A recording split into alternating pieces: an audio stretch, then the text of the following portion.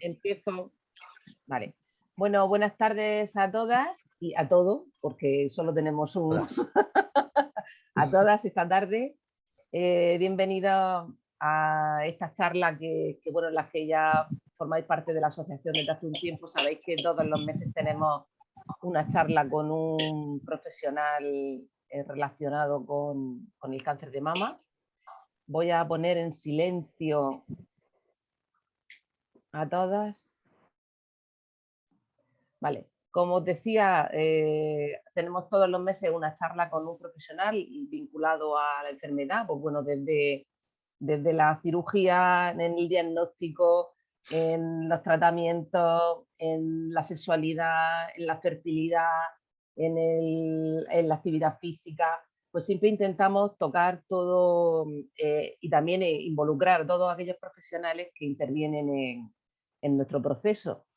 Y siempre tenemos figuras que año tras año colaboran con nosotras, y hoy tenemos la suerte de tener al doctor Francisco Ayala de la Peña, que bueno, que aparte de ser uno de los mejores profesionales que tenemos vinculados al cáncer de mama, no solo en la región, a nivel nacional, también es una de las personas más cercanas, de los profesionales más cercanos a las pacientes, y bueno, y en especial a Aniga. Entonces, pues es un lujo doble, porque contamos con alguien que nos va a poner al día de los avances en tratamiento, en cáncer de mama, de lo que hay. Por eso nos gusta tenerlo al menos una vez al año. Y esta tarde pues tenemos la suerte de recibirlo aquí en este foro, aunque sea virtual, de nuestra asociación. El doctor Ayala de la Peña, aunque lo conocéis porque algunas de vosotras sois incluso pacientes suyas, pues él es licenciado en Medicina y Cirugía con premio extraordinario y especialista en oncología médica. Es doctor en Medicina por la Universidad de Murcia, formación postdoctoral en investigación, angiogénesis y microambiente tumoral en el Beth Israel. El resto seguro que él nos lo dice, de Boston, porque yo mi inglés es limitado. Facultad de Medicina, Universidad de Harvard, entre 2008 y 2010. Actualmente es profesor titular de Oncología en la Facultad de Medicina de la Universidad de Murcia y jefe de sección de Oncología Médica del Hospital Universitario Morales Meseguer. Tiene una amplia actividad clínica e investigadora centrada en el cáncer de mama. Como os decía, es un lujo contar con él esta tarde. Ahora él va a compartir una presentación, pero luego tendremos la oportunidad de consultar y de hacerle preguntas. Así que sin más dilación, muchísimas gracias, Paco, por acompañarnos una vez más y sobre todo por esa sensibilidad que tiene y esa cercanía y esa empatía con las pacientes bueno, que es muy, muy de agradecer en unas circunstancias tan difíciles como las que llegamos a tu consulta. Así que muchísimas gracias y cuando quieras, pues comenzamos. Bueno, pues nada, muchas gracias a ti por la presentación y a todas por acogerme. La verdad es que es un lujo estar aquí con vosotras y bueno, es una suerte que me sigáis invitando año tras año. O sea que yo lo veo al revés. Nada, bueno, vamos allá. Bueno, yo lo que he intentado es, bueno, sin mucho rollo, porque esto a veces es un poco lío, pero bueno, intentar resumir lo que ha pasado pues, desde la última vez que nos vimos y centrándome un poco en lo que has supuesto avances reales, ¿no? Lo que ya está aquí, aunque luego hablaremos de cuándo llegan las cosas que ya están aquí, ¿vale? Entonces, en cualquier momento, ¿vale? Me decís, o si no se ve bien o no se oye bien, por favor, idme diciendo, ¿no? Entonces, bueno, el punto de partida es... ¿Se podría ampliar más? ¿Se podría ampliar más la pantalla? Lo tengo a pantalla completa. ¿No se ve completa? Sí. Ah, se ve bien. Soy yo. Entonces soy eres yo. Tú, mira, yo veo solo la mitad. Veo solo la mitad. Disculpa, vale, ¿eh? Vale. Vale. Entonces, bueno, a ver, el punto de partida, ya sabéis que yo voy a hacer un planteamiento un poco desde el punto de vista de lo que se ha movido, se está moviendo en la oncología en los últimos años y ver cómo eso ha ido pues aterrizando en el área concreta del cáncer de mama, ¿no?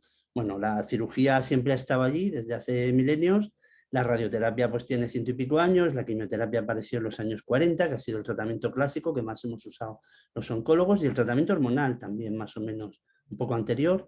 Y luego pues lo que hemos visto, aunque aquí pongo en 1980, realmente es a partir del año 2000 cuando tenemos tratamientos dirigidos por alteraciones moleculares, y lo que ha ocurrido prácticamente en la última década es la aparición de la inmunoterapia, ¿vale? Esos son un poco pues, los tratamientos que tenemos para el cáncer, aparte de todas las mejoras, que yo no voy a entrar en ellas porque digamos que competen más a otras especialidades y porque tampoco da tiempo a tanto, ¿no? Que son las mejoras quirúrgicas, que son evidentes, y todas sabéis, pues el centinela, las cirugías, las mamoplásticas, etcétera, y los avances en radioterapia, que también son muy importantes y que hacen que los tiempos sean más cortos y la toxicidad menor, ¿no?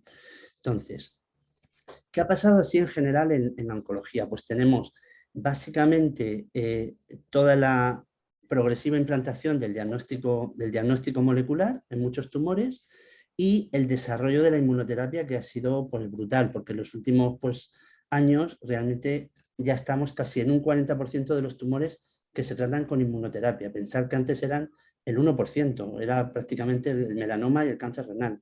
No había nada más que se tratara con inmunoterapia. Y ahora es el pulmón, la vejiga, el esófago, la mama, como ahora veremos, etc. Lo otro que ha pasado es el desarrollo de la oncología de precisión, el tratamiento dirigido, y han aparecido pues, unos actores nuevos. Ya teníamos alguna cosa, pero el desarrollo ahora mismo está siendo muy rápido, de lo que se llaman anticuerpos conjugados, que ahora vamos a ir explicando cada cosa. Y en el área del cáncer de mama, pues es verdad que estaba un poco parado el tema del tratamiento hormonal, pero también en los últimos años está habiendo nuevos desarrollos en tratamientos hormonales. O sea que ahí tenemos pues, varias líneas de desarrollo, ¿vale? Y todo lo que es la adaptación al tratamiento, que bueno, esto realmente es un poco esquemático porque la realidad es que las cosas están más mezcladas. Hablamos de tratamiento de precisión que es dirigido por alteraciones moleculares, pero hay inmunoterapias o hay quimioterapias o hay nuevos tratamientos hormonales que están dirigidos por esas alteraciones moleculares. Por tanto, diagnóstico molecular abarca todos los campos. Voy a cerrar la puerta, ¿vale?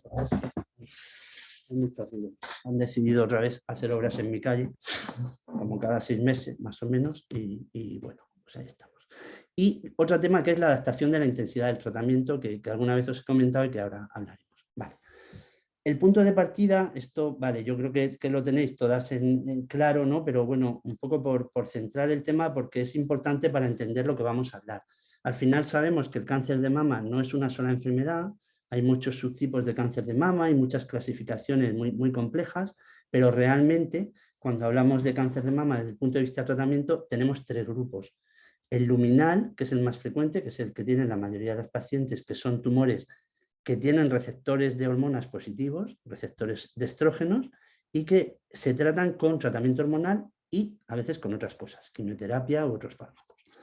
El ER2 positivo, que es más o menos un 15 o un 20% de los casos, que tiene un tratamiento dirigido que ahora veremos, y el grupo basal, que también es como el triple negativo, porque la realidad es que aunque esto se describió desde el punto de vista molecular, pues al final nosotros lo que usamos en la clínica son clasificaciones más sencillas que nos da el patólogo, ¿vale? Pero la mayoría de los pacientes tienen receptores positivas y por tanto son luminales. Tenemos un grupo menor de ER2 positivas y un grupo de tratamiento basal, que es el triple negativo. Y son tumores que se comportan de forma distinta y se tratan de forma distinta. Entonces, no voy a entrar ahora mucho en este esquema, pero lo que vamos a hablar, que es más o menos esto, lo vamos a integrar en esos 3 grupos y a su vez tenemos 2 entornos. El entorno de la paciente que han diagnosticado un cáncer de mama y que no tiene enfermedad en otro sitio y que o va a una cirugía o a cirugía con quimio o quimio primero, pero que es el entorno del cáncer de mama precoz, y otro entorno que cada vez pues también, ¿no? Más asociaciones y hay más desarrollo también desde vuestro punto de vista, porque hasta cierto punto pues estaba había como menos actividad, ¿no? También de las pacientes en ese área, que es el cáncer de mama metastásico, ¿vale? Entonces, bueno, esto luego lo repasaremos, pero bueno, vamos a empezar por aquí. La inmunoterapia ha sido probablemente la revolución más importante que ha habido en oncología pues en la última década, que ha cambiado el panorama. Esto fue el motivo del premio Nobel a Allison y a Honjo, Tasuku Honjo, en 2018, y fue pues, portada de la revista Science como el gran avance en 2013. ¿Vale? Y básicamente se basa, aunque ya os lo conocéis, ¿no? Ya habéis oído hablar de eso, pero para hacer un pequeño repaso, este ha sido el desarrollo, que ha sido un desarrollo exponencial, y básicamente se basa en ser capaces de modular la respuesta inmune que tiene un paciente frente a un tumor. Si tenemos un tumor, al final es porque nuestra respuesta inmune, nuestras propias defensas, no han sido capaces de bloquearlo. Que cualquiera que tiene un tumor, cáncer, maligno, benigno, es porque su organismo no ha sido, sus linfocitos y sus defensas no han sido capaces de impedir que ese tumor se desarrolle. ¿Vale? Y eso, lo que descubrieron estos autores es que ocurre porque el tumor actúa frenando esa respuesta. Si el tumor usa distintas estrategias complejas, por ejemplo, se disfraza, no expresa los antígenos o digamos que se esconde, se pone como una especie de capa protectora, o puede, por ejemplo, dejar de expresar algunas moléculas que son necesarias para que nuestro sistema inmune lo reconozca.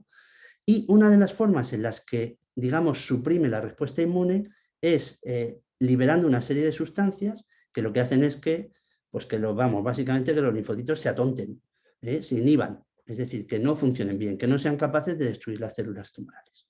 ¿Vale? Bueno, pues lo que hicieron estos autores y muchos grupos fue descubrir que eso tenía que ver con una serie de moléculas que están en la célula tumoral y que están en los linfocitos, que son CTLA4, PD1, ¿vale? Y que son, digamos, los receptores o las moléculas que hacen que los linfocitos no funcionen bien en el contexto del tumor. ¿Vale? Pues me interrumpís en cualquier momento, ¿vale? Cualquier duda o cualquier cosa que queráis preguntar, de verdad. Y a lo que llevó el descubrimiento de esto es a desarrollar fármacos que lo que hacían era bloquear ese bloqueo. Es decir, si tú levantas el freno o inhibes a lo que inhibe, pues al final estás activando.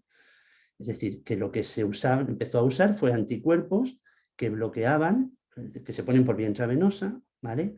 Y el nivolumab, el ipilimumab, el pembrolizumab, el atezolizumab, un montón de fármacos nuevos, hay como 10 ya, ¿vale? Que bloquean esa activación, esa inhibición.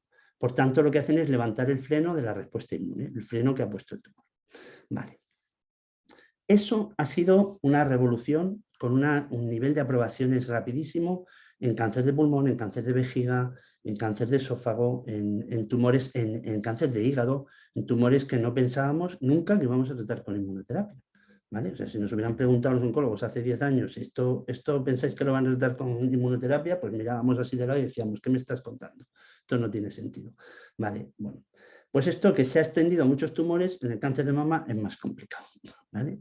Cáncer de mama es un tumor especialmente complejo y el problema es que es un tumor que desde el punto de vista de la respuesta inmune llamamos más bien frío, ¿vale? Más bien frío, es decir, que no genera una respuesta inmune muy importante. Eso lo vemos cuando se mira un tumor al microscopio, vemos que hay linfocitos. Aparte de las células del tumor, vemos que hay linfocitos dentro del tumor. Bueno, pues cuando hay pocos linfocitos, que es lo que ocurre en la mayoría de los cánceres de mama, quiere decir que no ha habido mucha respuesta inmune frente al tumor. Y cuando vemos muchos linfocitos, quiere decir que sí que ha habido una respuesta, aunque esa respuesta esté frenada. ¿Vale? Obviamente, si no ha habido ninguna respuesta, pues claro, aunque levantes el freno, pues si no hay mucho que, digamos, desfrenar o volver a activar, pues no va a funcionar demasiado el tratamiento. ¿Vale? O sea que, digamos que un requisito previo es que haya una respuesta inmune, una respuesta frente al tumor, pero que esté frenada o inhibida. ¿Vale? En la mayoría de los tumores con cáncer de mama, esto no ocurre, pero sí que ocurre más en los tumores triple negativos. ¿Vale? Sobre todo algo un poco más también en los ER2 positivos, pero los triple negativos, que no son la mayoría, son, ya hemos dicho, el 10, 15 según las series, pues ahí la inmunoterapia es donde parece que tiene más papel y donde ha empezado a entrar. ¿Vale? Hace ya un par de años, ¿vale? Se aprobó y se demostró que la inmunoterapia funcionaba en el cáncer de mama metastásico triple negativo. ¿De acuerdo? Es decir, y hay 2 fármacos que están aprobados. Ya veremos que aprobados no es lo mismo que los podamos usar, ¿vale? Que he puesto una diapo al final. Hablaremos de la realidad y de la realidad. ¿vale? Pero bueno, estos fármacos lo que han demostrado es que si tú, en vez de empezar solo con quimioterapia, empiezas con quimioterapia y con inmunoterapia en tumores triple negativos con enfermedad metastásica, pues tienen mejores resultados. Mejores resultados en cuanto al control del tumor y en cuanto a la supervivencia, ¿vale? ¿En todas las pacientes? No. Solamente en las pacientes que expresan PDL1 positivo, ¿vale? Eso es una tinción que hace el patólogo, que puede mirar al microscopio, igual que mira los receptores de estrógenos. O el ER2, decimos, bueno, está pendiente del ER2, no sabemos si es positivo o negativo, solo mira el patólogo al microscopio. Pues esto igual, ¿vale? Entonces, eso en el fondo es un marcador de que esa respuesta inmune estaba frenada, ¿de acuerdo? Y que si quitamos el freno va a funcionar el tratamiento. Entonces, en España, en Europa están aprobados estos dos fármacos, atezolizumab y pembrolizumab, son intravenosos. Lo bueno de la inmunoterapia es que tiene mucho menos toxicidad que la quimio, no produce alopecia, no produce vómitos normalmente, no produce disminución de las defensas, es decir, no produce pues tantos efectos secundarios como el tratamiento clásico, aunque tiene otros efectos secundarios pues distintos y a veces un poquito complicados de manejar. Pero la mayoría de los pacientes con inmunoterapia están mejor que con quimio. Aquí esa ventaja no la ves tan clara porque realmente tienes que poner quimioterapia a la vez, pero sí que es verdad que ganas en eficacia, ¿eh? Pero bueno, eso digamos que no es algo nuevo de este año, sino que es algo que ya había pasado hacía un año y medio. ¿Qué ha pasado este año, el año pasado concretamente? Pues que han salido los estudios que demuestran que en el cáncer de mama triple negativo eso no solo sirve en el tratamiento de la enfermedad metastásica, sino que por primera vez se puede usar en el cáncer de mama precoz, ¿vale? Los tumores triple negativos, hace años, lo que hacíamos era lo mismo, los operábamos y luego poníamos quimioterapia. Pero desde hace ya bastantes años cambiamos el orden y, excepto que sean muy pequeños, normalmente lo que hacemos es que ponemos primero quimioterapia, lo que se llama quimioterapia neoadyuvante o quimioterapia preoperatoria o tratamiento sistémico primario, de todas esas maneras lo podéis ver. Bueno, pues cuando ponemos quimioterapia, ahora mismo estamos consiguiendo más o menos en torno a un 50% de pacientes en los que cuando se van a operar no queda tumor. Y eso es muy bueno, porque eso es un marcador de muy buen pronóstico a largo plazo, ¿eh? O sea, que no es solamente que consigas buenas respuestas, sino que además sabes que esa buena respuesta va a llevar a mejores resultados en cuanto a evitar recaídas posteriores, ¿vale? Vale, pues estos fármacos, lo que han demostrado en un estudio que se comunicó ahora bueno, este es un estudio anterior que ya se había comunicado que con atezolizumab, que había en torno a un 15% de aumento de respuestas completas, un 20% prácticamente de aumento de respuestas completas patológicas, es decir, que nos íbamos casi al 70% de tumores que desaparecían completamente con el tratamiento. ¿De acuerdo? Eso para nosotros es mucho. En beneficio clínico se considera que un beneficio importante es con un aumento del 15%, ¿vale? Ya se considera un aumento relevante. Entonces está muy bien, ¿vale? Porque además aumentas un poco la toxicidad, pero no tanto, como si añadieras, por ejemplo, otra quimioterapia, ¿vale? Combinándolo con la quimioterapia que poníamos toda la vida. Y esto, que era importante, pues ha sido todavía más importante porque este año pasado, se ha publicado ahora en el New England hace un par de meses, ¿vale? Se ha demostrado que con pembrolizumab, con otro fármaco de la misma familia, no solamente aumentan las respuestas completas patológicas, que veis que aumentan en torno a un 15%, aquí casi en torno a un 15%, sino que además aumenta también, aquí sí que se ha demostrado ya que se disminuye el riesgo de recaída a largo plazo, ¿de acuerdo? En todo el grupo tratado. Y el esquema consiste en poner inmunoterapia a la vez que se pone la quimio, después la paciente se opera y lo que se hace es continuar solamente con la inmunoterapia, ¿de acuerdo? Es decir, no prolongar la quimio. Esto ahora mismo tiene aprobación en la FDA, siempre va digamos, el organismo regulador americano va siempre un poquito más rápido que el europeo, y la FDA ya lo ha aprobado para el tratamiento del cáncer de mama precoz triple negativo, y bueno, no es exactamente precoz, tiene que tener un riesgo moderado o alto. Y Europa probablemente pues tiene una opinión positiva y lo va a aprobar enseguida, ¿vale? Lo cual en España pues tenemos otro lío.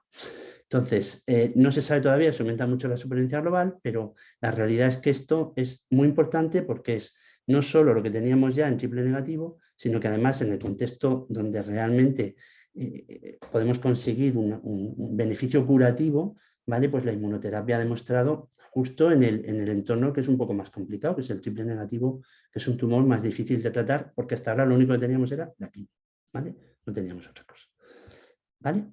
Esto es con la inmuno. O sea que en inmunoterapia eso es lo que hay. Hay muchos estudios, es decir, yo puedo poner 2000 ensayos, pero es que creo que no tiene mucho sentido. Yo os voy a contar un poco lo gordo, ¿vale? Lo que han sido avances así más gordos. Pero hay muchos ensayos en luminal, hay ensayos también con inmunoterapia en ER2 positivo, porque se piensa que puede haber una cierta cooperación con los tratamientos que tenemos. Y bueno, ahora mismo pensad que hay pues solamente ensayos de inmunoterapia en general en oncología, pues hay probablemente más de 1000 ensayos en marcha en el mundo. O sea que es una barbaridad, ¿eh? Y en mama pues debe haber 80, 100 por lo menos funcionando, ¿eh? Entonces, segunda estrategia. ¿Queda claro lo de la inmuno? ¿Queréis alguna cosa? ¿No? ¿Tenéis alguna duda o alguna cosa que preguntar? ¿O os esperáis al final lo que queráis? Vale. Bueno, segunda gran estrategia de la oncología, que bueno, todos habéis oído hablar de la medicina de precisión y había una ponencia en el Senado, que sigue en el Senado, y bueno, pues esto es otra de las vías de desarrollo en oncología, ¿no? Que al final lo que sabemos es que los tumores se originan porque hay una alteración en los genes de una célula normal que se transforma en célula tumoral. Sabemos que hay alteraciones positivas, hay genes que digamos que se activan y pueden producir el tumor, y hay genes que cuando se inhiben, cuando dejan de funcionar, son los genes supresores de tumores, pues si se te desactiva, por así decirlo, un supresor, pues puedes tener un tumor, ¿vale?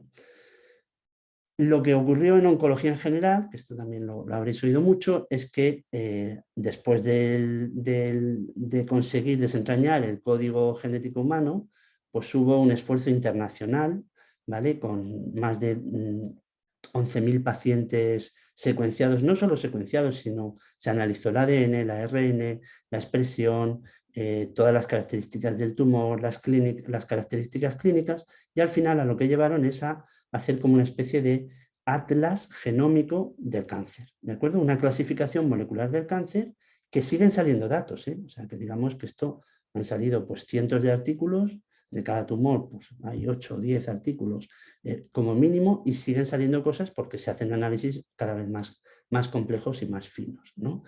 Entonces, pero al final esto lo que llevó es a ser capaz de, en algunos tumores, no en todos, de desentrañar cuál es, digamos, su talón de Aquiles, cuál es su punto débil o cuál es la diana específica que si la bloqueamos podemos conseguir que el tumor disminuya o que el tumor no se desarrolle, ¿vale? Y eso en el fondo es lo que es la medicina de precisión, ser capaz de identificar alteraciones específicas de una enfermedad y ser capaces de bloquearlas de forma específica, ¿vale? No solo conocerlas, también tienes que tener fármacos que las bloqueen, ¿eh?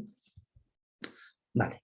Esto lo mismo en el cáncer de pulmón, por ejemplo, que era un tumor muy difícil de tratar, ha llevado a lo que se llama la disección molecular del cáncer, ¿no? Es decir, que esto en 2014 conocíamos pues a lo mejor 5 o 6 alteraciones, y ahora mismo pues normalmente los tumores de pulmón, gran parte de ellos, no todos, deberían secuenciarse porque hemos identificado como 10-15 alteraciones.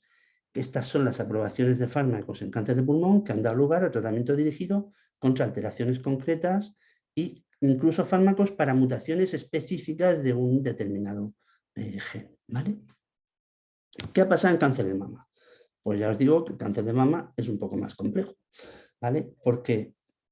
Primero porque no hay una sola, hay tumores, por así decirlo, un poco más tontos, es decir, que tienen una sola alteración y tú bloqueas esa alteración. En oncología no son muy frecuentes, son más frecuentes, por ejemplo, en hematología. Entonces, pues tú bloqueas una determinada alteración y esa alteración, ese bloqueo puede hacer que el tumor se controle muy bien durante muchos años y que tenga muy buen pronóstico, ¿vale? En tumores sólidos eso es más complicado porque son más complejos. Normalmente no tienen solo una, sino que tienen a veces, pues por ejemplo, en cánceres de pulmón que tienen 500 mutaciones distintas.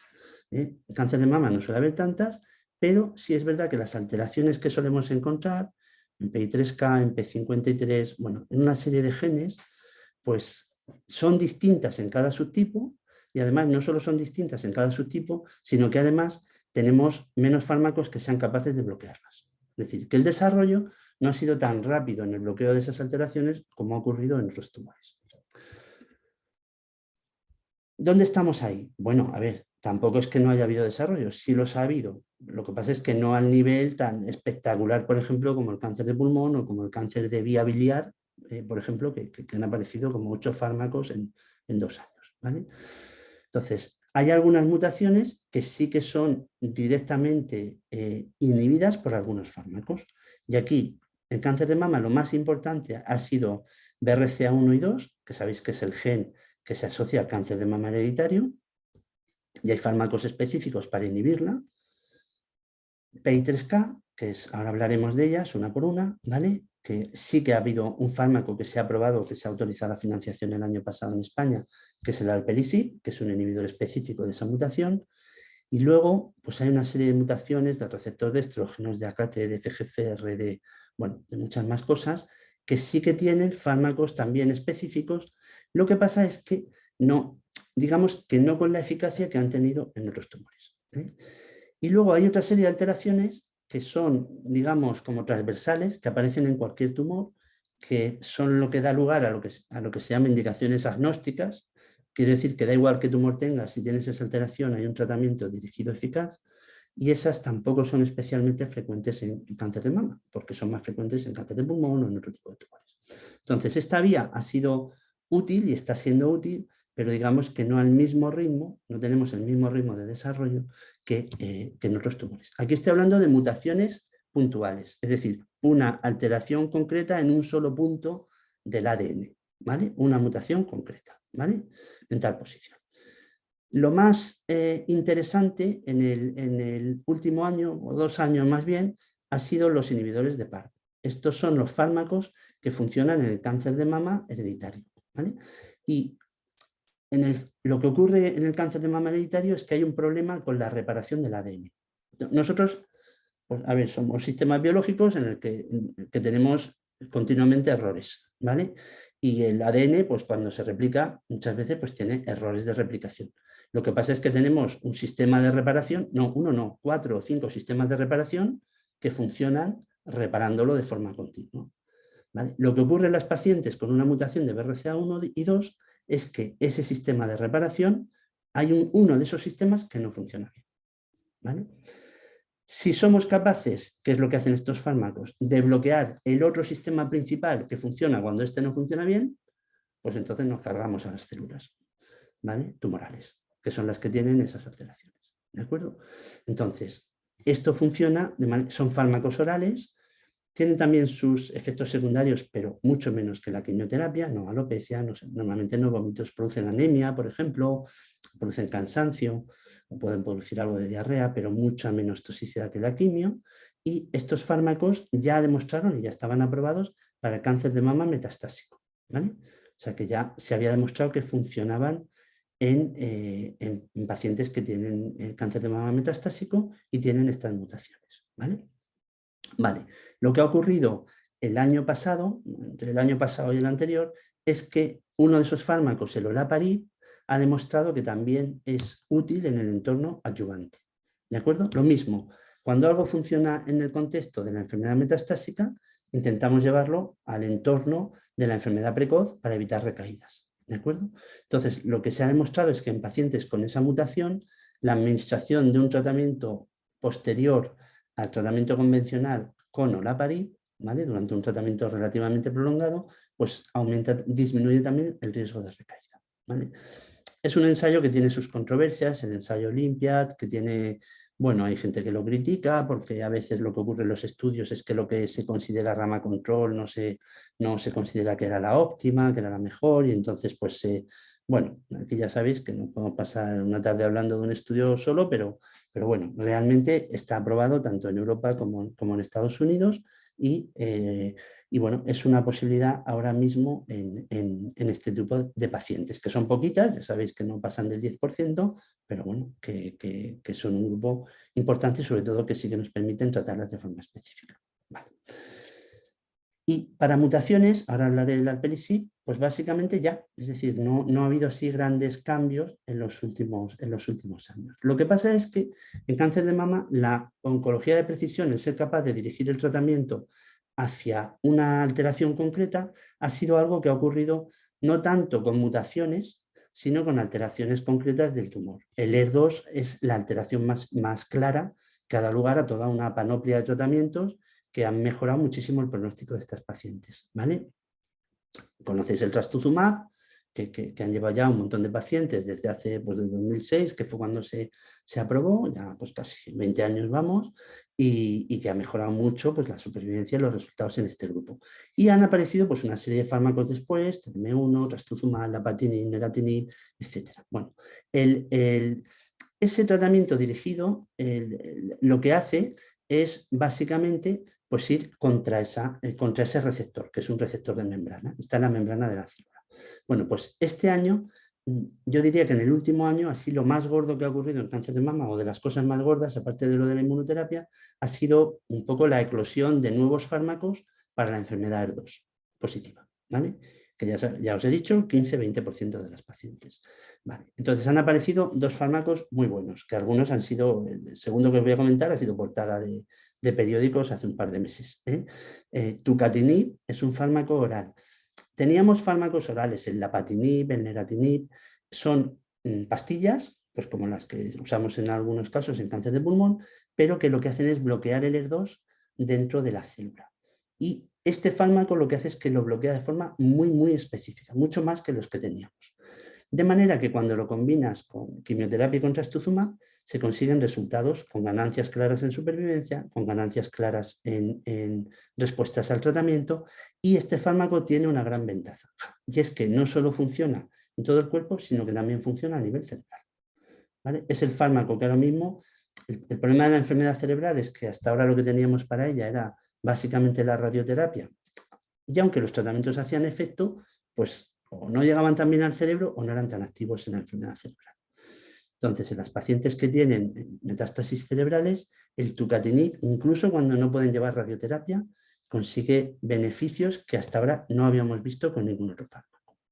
Este fármaco está aprobado, tanto también en Estados Unidos como en Europa, en España, y es un fármaco pues, que ahora mismo se considera el de elección en el contexto de la enfermedad cerebral y sería probablemente la tercera opción, la tercera línea en tratamiento de la enfermedad ER2 positiva. Y hay más, está el neratinib, está el pociotinib, hay nuevos análogos, pero bueno, digamos que no suponen tanto cambio y no los voy a comentar. Y luego tenemos lo que hemos tenido siempre, el trastuzumab, ¿vale? Desde hace ya 20 años, el pertuzumab, otros anticuerpos frente a ER2.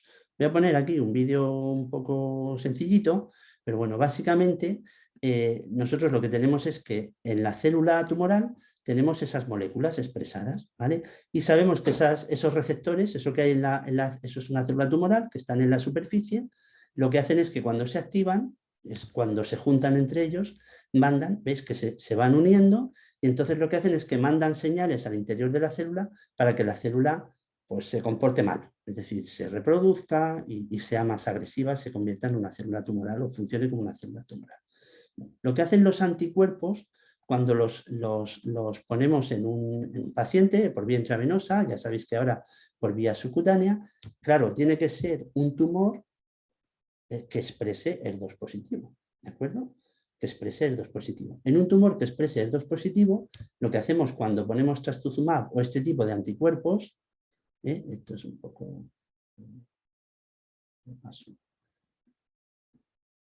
Vale, vale.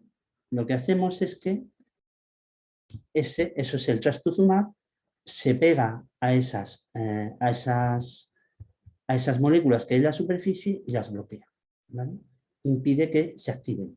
El trastuzumab bloquea la molécula, el pertuzumab impide que se junten y al final lo que conseguimos es detener el crecimiento tumoral, ¿vale? Normalmente esto lo hacemos combinándolo con quimioterapia, porque por sí solas funcionan, pero funcionarían mucho menos, ¿eh? Vale, pues lo que ha ocurrido, y esto fue la portada pues de muchos periódicos y hubo muchas noticias, se salió en la tele y en todos lados, me preguntaba mucho la gente por esto, son los anticuerpos estos mismos anticuerpos a los que les hemos pegado quimioterapia, ¿de acuerdo? Es decir, ya no es solamente que el anticuerpo, el trastuzumab, bloquee la célula tumoral, sino que lo que hacemos es que le pegamos, lo que han hecho, eso no hemos hecho nosotros, que lo han hecho otros biotecnólogos, farmacéuticos, investigadores, ha sido pegarle la quimioterapia al anticuerpo de una manera que cuando tú lo administras se pega solamente a las células que tienen el HER2 positivo, es decir, solo a las células tumorales, porque eso no lo expresan otras células, poquito en el corazón, pero poco más, y liberan la quimioterapia, ¿vale?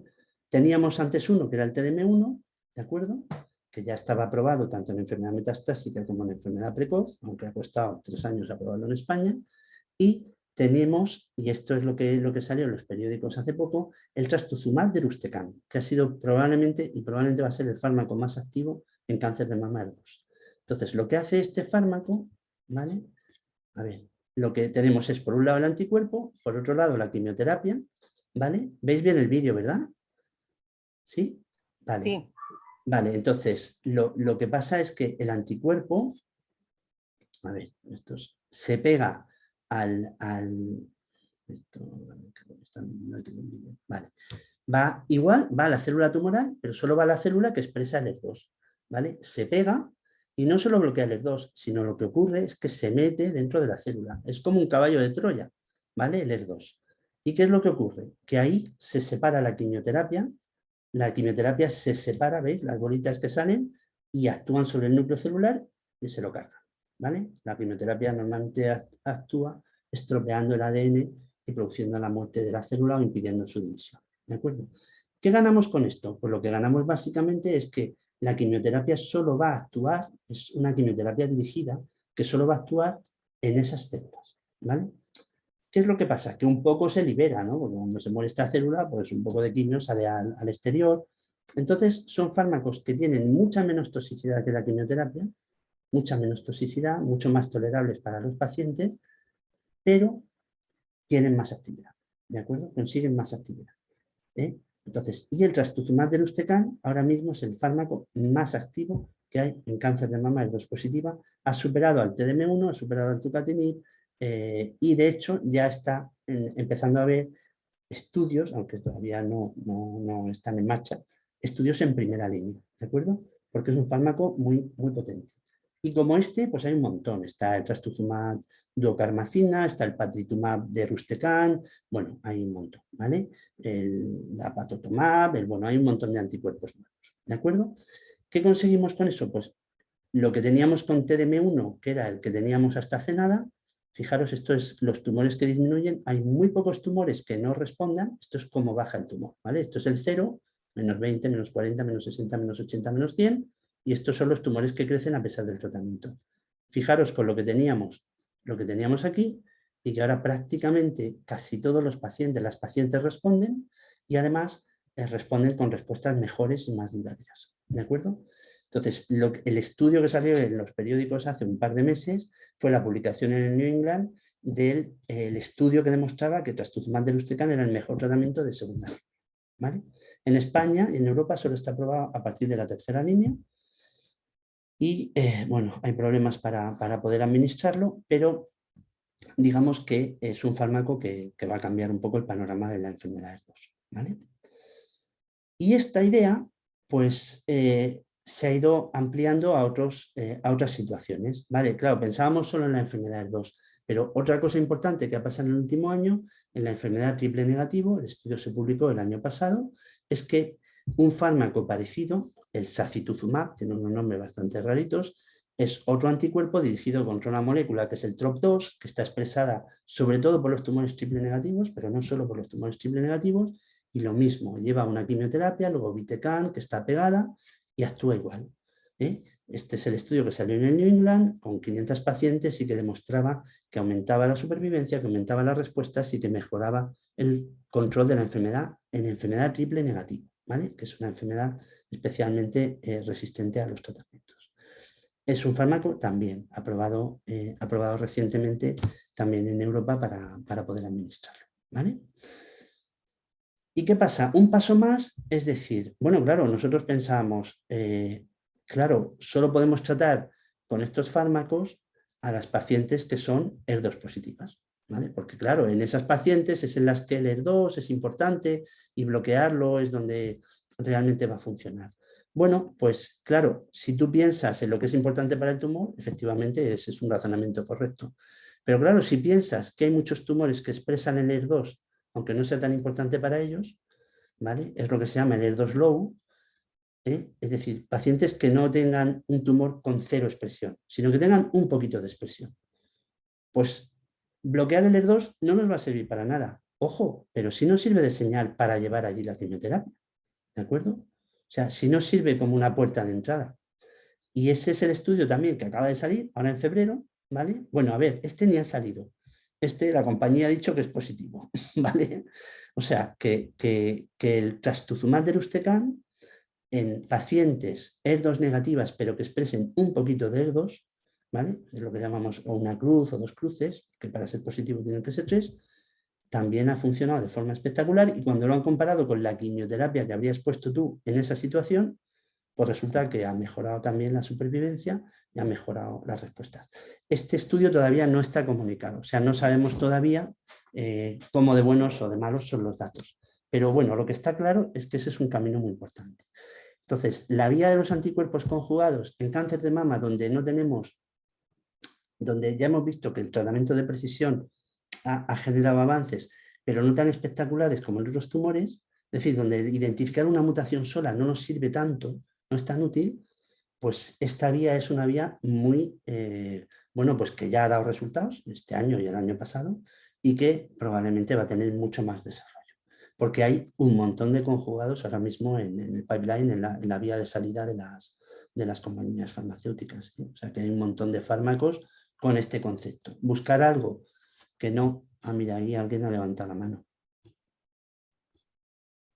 Sí, alguien ha levantado la mano, no sé si alguien quiere intervenir, es que no pone nombre en el... Pone iPhone solamente. ¿No? Bueno, seguimos. Vale. Sí. Bueno, pues nada, sigo. Entonces, esta es una vía pues que realmente es una vía muy, muy interesante, ¿vale? No es solamente como el trastuzumab, es decir, es más tóxico, porque bueno, el trastuzumab deruxtecan tiene una toxicidad relevante, pero tampoco es tan tóxico como la quimioterapia y por otra parte es verdad que es bastante más eficaz, ¿vale? O sea, que eso es, digamos, otra de las cosas. Y luego, otra de las vías es el desarrollo de los tratamientos hormonales, ¿no? Claro, yo estoy yendo un poco a lo nuevo, porque no puedo hacer un repaso de todos los tratamientos en todos los contextos, ¿no? Sabéis que en el tratamiento del cáncer de mama avanzado luminal, es decir, los receptores positivos, o sea, el 70% del cáncer de mama, ¿vale? Antes usábamos solo tratamiento hormonal y ahora lo que usamos es tratamiento hormonal junto con palbociclib, ribociclib, abemaciclib, junto con otras pastillas que lo que hacen es impedir que las células se dividan, ¿vale?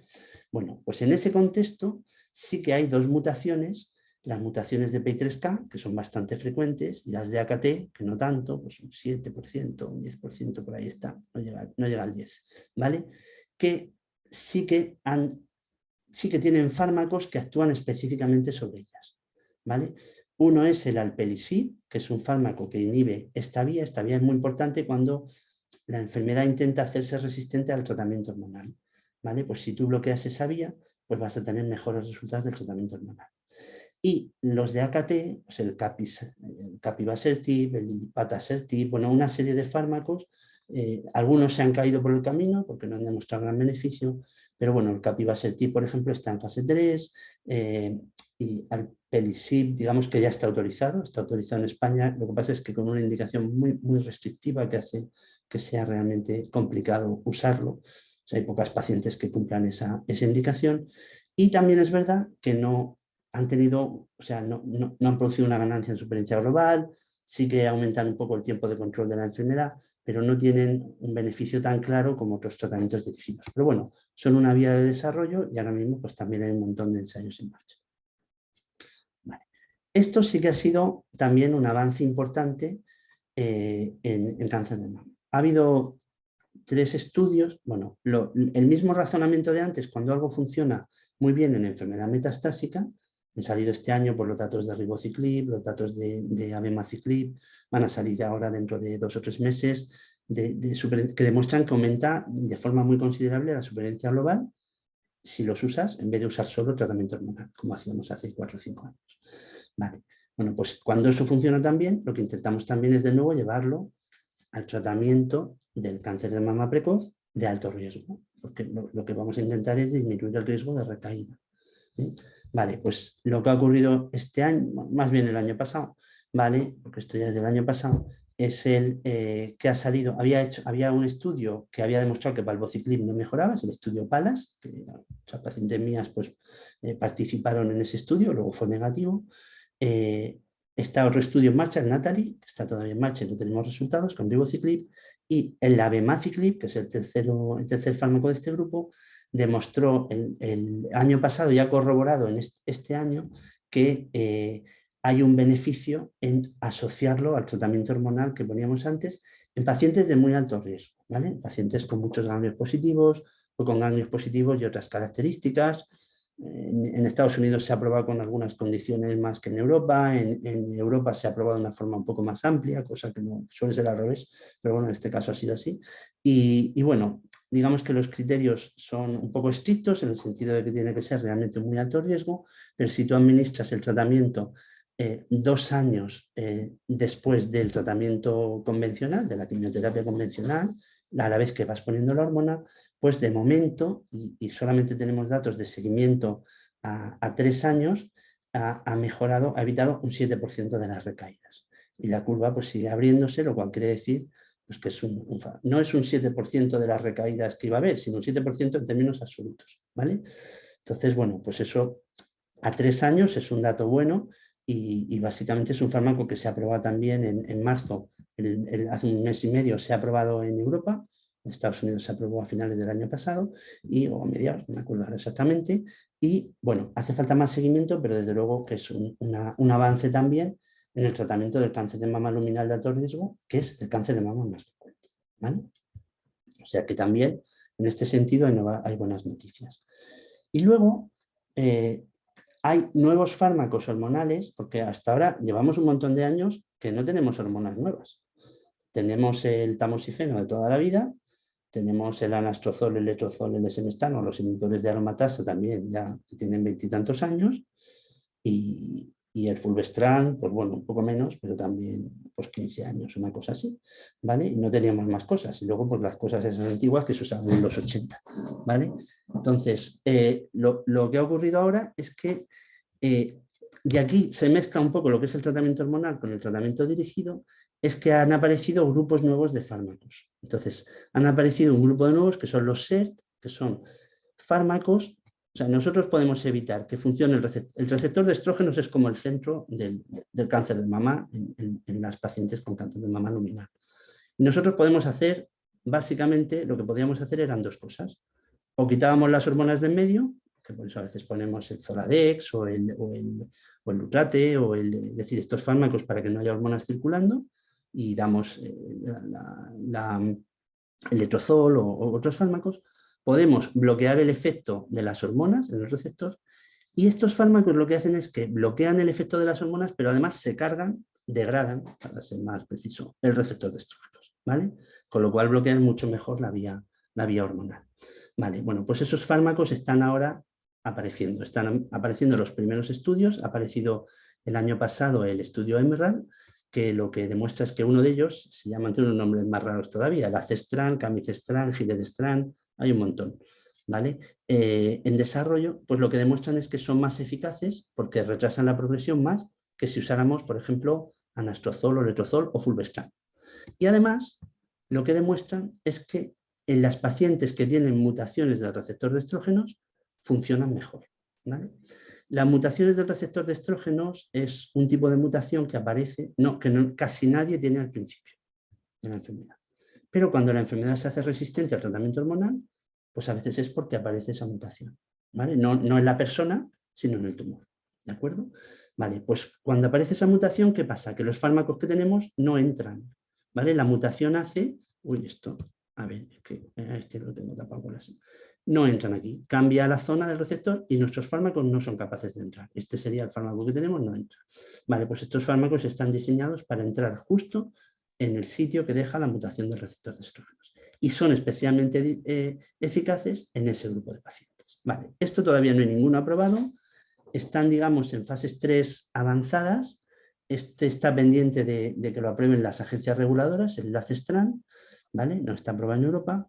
Y bueno, pues son fármacos que probablemente van a dar otra alternativa hormonal o van a mejorar el tratamiento hormonal que tenemos. Tienen toxicidades distintas, pues no dan dolores de articulaciones y a lo mejor no dan osteoporosis, ¿vale? Pero sí que dan, por ejemplo, trastornos visuales. Ahora, pues antes teníamos ya el lío con los cardiólogos, pues ahora con los oftalmólogos estamos todo el día hablando también, para los ensayos. Tienen alguna alteración cardíaca y alteraciones gastrointestinales, es decir, que tienen toxicidades distintas, pero digamos que abren una vía pues también muy interesante de desarrollo en la enfermedad hormonal. Vale. Hasta aquí, digamos, las estrategias dirigidas a cada grupo de enfermedad. Pero luego hay otras cosas que son aplicables a cualquier situación, ¿no?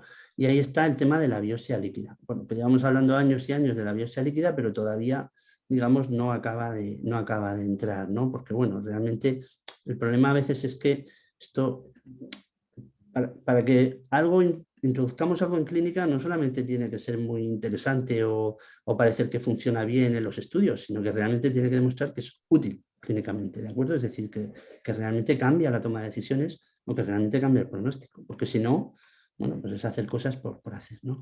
Entonces, nosotros, la biopsia líquida, el problema que tenemos muchas veces es que tenemos un diagnóstico del tumor y sabéis que a veces cuando hay una recaída, pues hace 20 años no se biopsiaban las recaídas y ahora mismo las recaídas se biopsian de forma sistemática siempre que podemos porque tenemos que tener más información para decidir todos estos tratamientos. Bueno, lo ideal para nosotros sería tener cada vez que hay un empeoramiento de la enfermedad, saber qué ha pasado, ¿no? Pero claro, no vas a estar pinchando el hígado a la gente cada 2 por 3, ¿no? O el pulmón, o el hueso, ¿vale? Entonces, la biopsia líquida, en el fondo, lo que intenta es aprovechar que parte del ADN del tumor pasa a la sangre y que algunas células del tumor pasan a la sangre. Y como los métodos de biología molecular y de aislamiento celular y de aislamiento de ADN han mejorado mucho en los últimos años, pues somos capaces de detectar ahí cosas que hace, pues eso, 10 años no podíamos pensar en detectar, ¿vale? Entonces, ¿qué es lo que está ocurriendo en el cáncer de mama? Bueno, porque, por ejemplo, en el cáncer de colon o en el cáncer de pulmón, la biopsia líquida ya ha entrado, digamos, dentro de lo que se puede considerar estándar en el manejo en situaciones muy concretas, ¿vale? Bueno, pues os acabo de hablar de la mutación del receptor de estrógenos, ¿vale? Como una mutación de resistencia. Si somos capaces de detectarla en la circulación, lo que podríamos plantearnos es que cuando detectamos la resistencia, en vez de seguir con el mismo tratamiento, antes de que notemos un empeoramiento en la paciente o en el TAC, ¿vale? Pues cambiamos de tratamiento. Vale, pues esos son los estudios que se están haciendo. Este estudio ya, el PADA ya se publicó y hay una mejoría en el control de la enfermedad, porque lo que hacemos aquí es, ¿vale? Tú empiezas tu tratamiento hormonal con palbociclib, es este estudio, pero bueno, hay un montón en marcha, y lo que haces es hacer biopsias líquidas, por ejemplo, cada 3 meses, que eso es a la vez que te haces la analítica para la revisión, ¿vale? O sea que no, o para el tratamiento, ¿vale? Te sacan un tubo de sangre, analizamos si ahí está la mutación, y si detectamos esa mutación, que quiere decir que la enfermedad se está haciendo resistente, pues estos estudios lo que se plantean es decir, ¿qué es mejor? ¿Seguir como estamos y esperar? ¿O es mejor cambiar? ¿Vale? Bueno, este es el primer estudio que ha demostrado que puede ser mejor cambiar, aunque los resultados tampoco han sido la bomba, y ahora mismo tenemos más estudios en ese sentido, ¿no? O sea, lo que vamos a intentar es integrar esa monitorización molecular del tratamiento, ¿vale? Para guiar la enfermedad, y estamos hablando ahí de la enfermedad del cáncer de mama metastásico. Pero claro, hay también otra situación, y es que después de la cirugía, de la quimioterapia, de todo el tratamiento que ponemos, en el cáncer de mama precoz, si fuéramos capaces de identificar aquellas pacientes en las que queda enfermedad residual circulando, podríamos decidir en quiénes ponemos, por ejemplo, un tratamiento adicional y en quiénes no lo ponemos. ¿De acuerdo?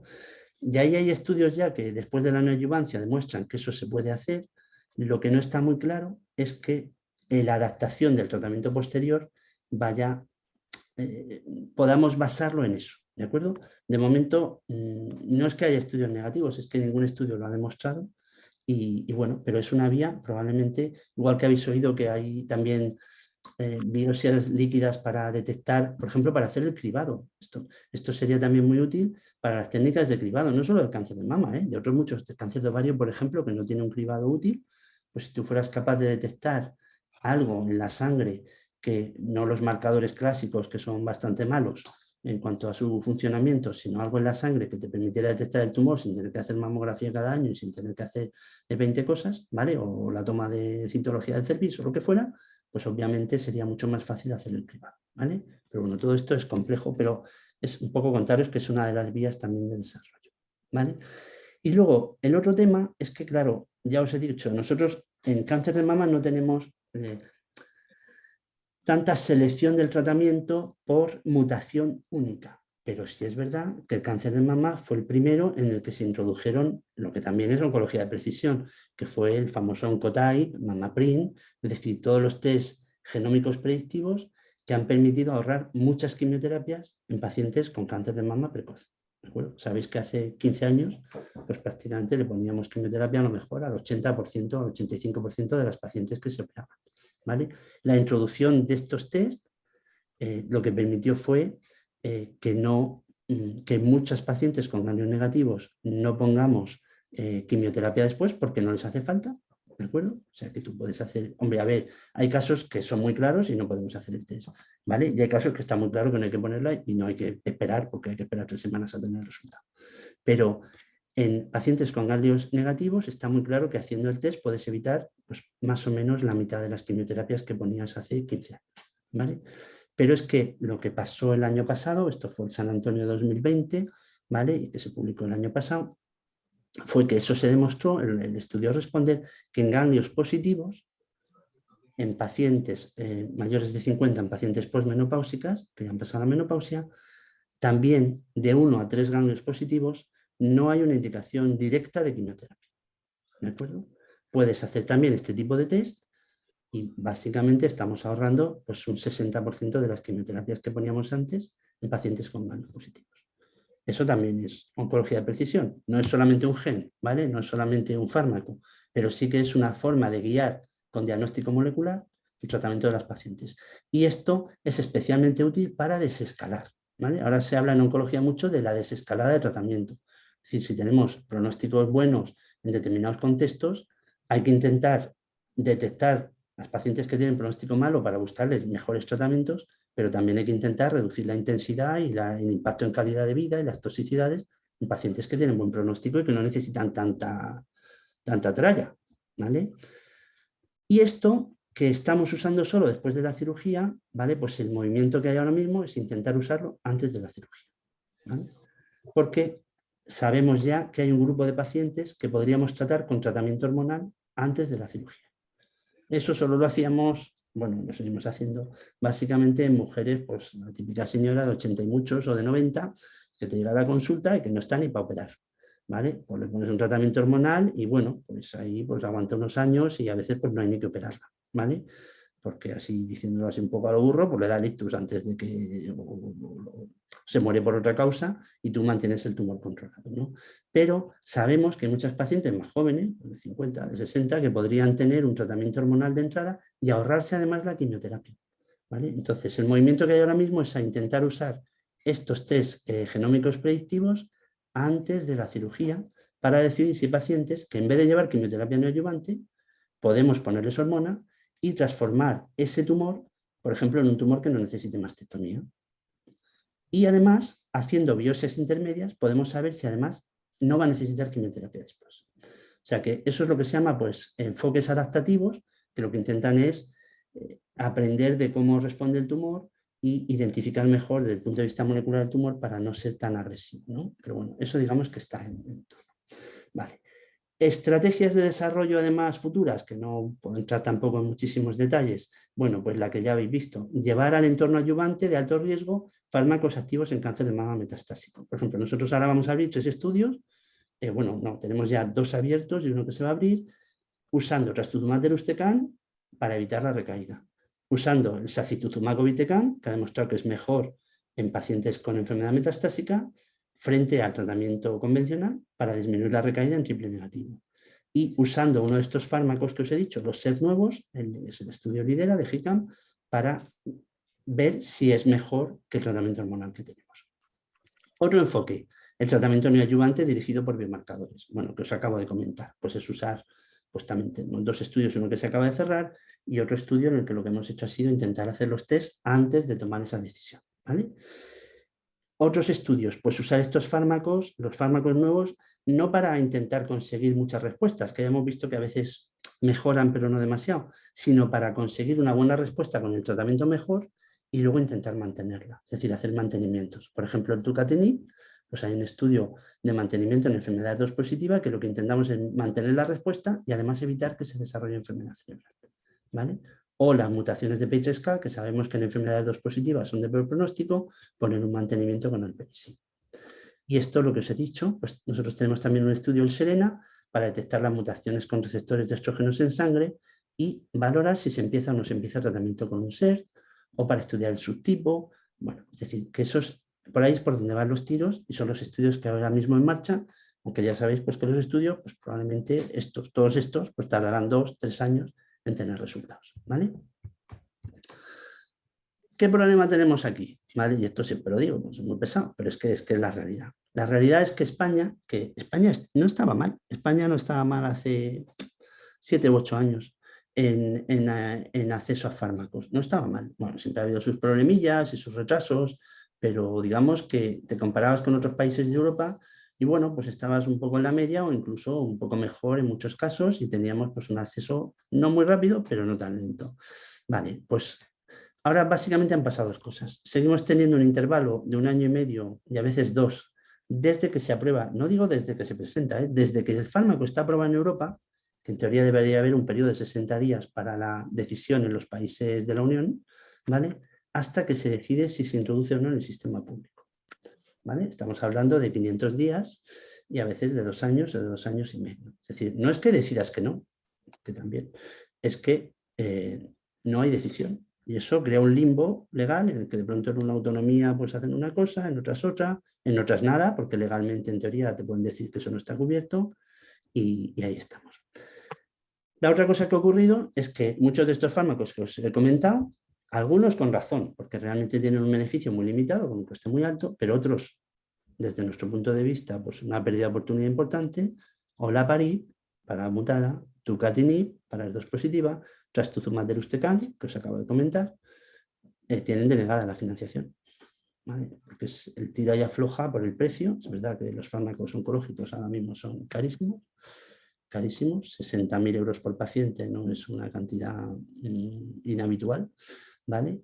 Que 40.000 y 80.000 euros por paciente estamos en muchos fármacos para un paciente, coste al año, y esto pues hace que simplemente por temas de coste el ministerio los deniegue. Claro, ahí el problema es que el paciente está de rehén y nosotros también un poco, porque al final estás ahí entre la espada y la pared y tienes que buscarte a veces pues accesos expandidos o por ejemplo abrir ensayos para poder ofrecerle al paciente pues ponerle pertuzumab o ponerle trastuzumab deruxtecan o buscar las mañas, pero a veces es que ni buscándolas, ¿vale?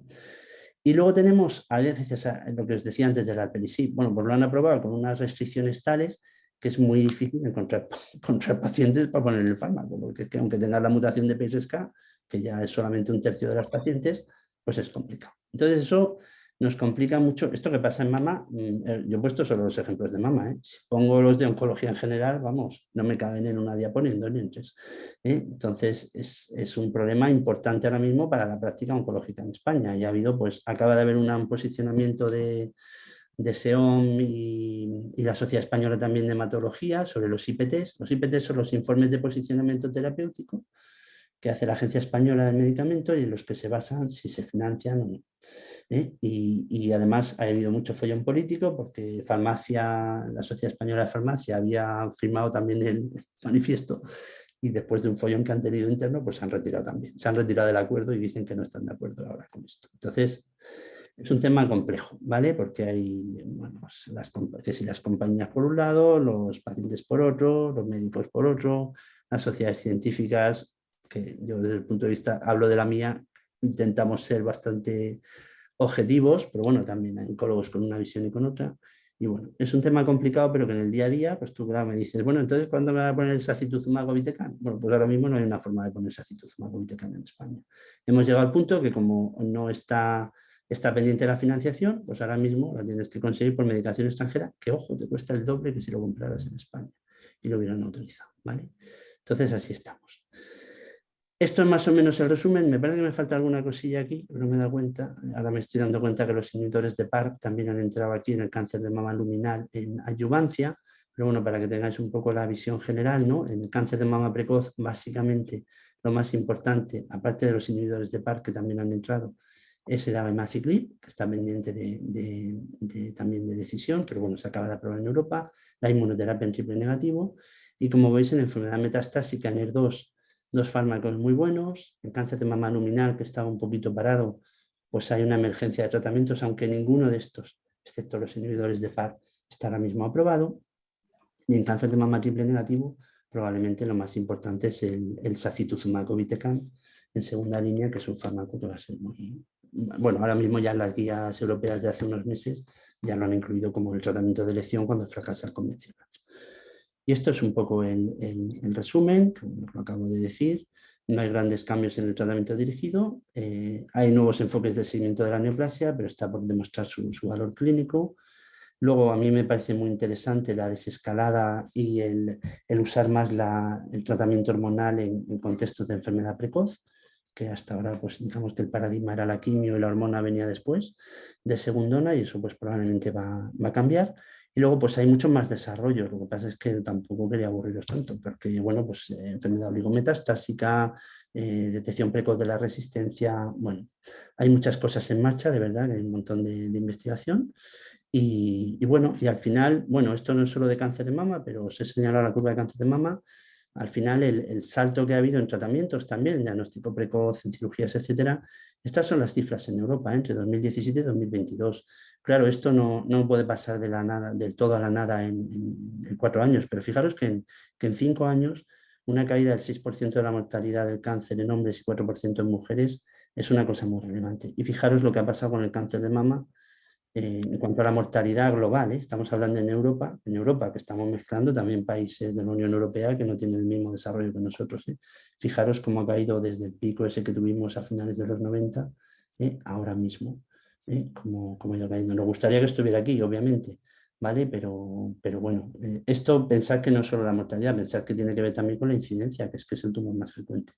Y ahora mismo ya en Europa, pues prácticamente el pulmón está superando al cáncer de mama, desgraciadamente por el uso del tabaco en la mujer, como causa de muerte por cáncer. En muchos países ya lo superan, en España todavía no, pero bueno, falta poco. Pero bueno, fijaros que la caída en las curvas en la mayoría de los tumores, menos el pulmón, que va para arriba en la mujer, pues ha sido bastante bueno. ¿Vale? Y nada, pues ya gracias por la atención y ya por todas las preguntas que queráis hacer o las cosas que no hayan quedado claras o todo eso. ¿Vale? Bueno, muchas gracias, Paco. Nada, Yo creo los rollos he cansado. bueno, desde luego esto avala nuestra idea, tanto en nuestra asociación como yo creo que cualquier paciente, como desde la federación, de la importancia de la investigación en cualquier ámbito, en nuestro caso, por el cáncer de mama, pero bueno, evidentemente esa tasa, esa curva descendente es fruto de esa investigación y la cartera que nos han mostrado de tratamientos, de alternativas, de fármacos, pues también es fruto de eso.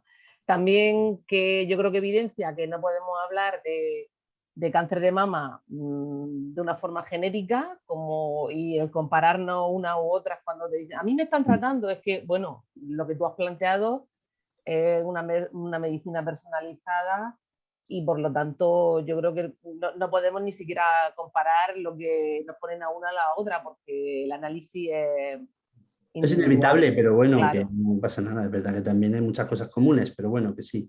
Cada vez se individualiza más el tratamiento. Sí, individual. Y luego, bueno, esa fin de fiesta donde la realidad...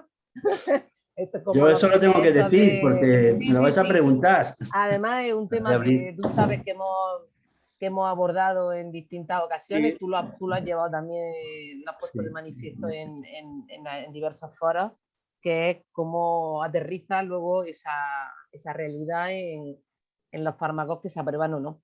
Yo, a raíz de eso, para comenzar el turno de preguntas y romper un poco el hielo, te quería preguntar si el coste de esos fármacos es real o es verdad que la industria farmacéutica, pues bueno, aprovecha y hace caja también, o hay una mezcla de todo.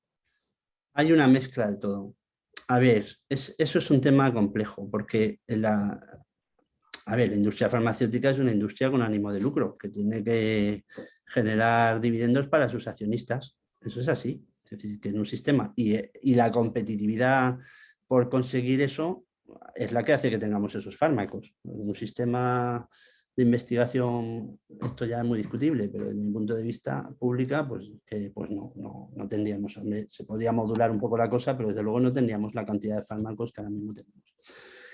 Nadie sabe realmente lo que cuesta, hay estimaciones que son 10.000 millones de dólares desarrollar un fármaco, ¿vale? O sea y hay que tener en cuenta que muchos fármacos se caen en la fase 3, es decir, que tú llevas 5 años investigando un fármaco, el fármaco se cae.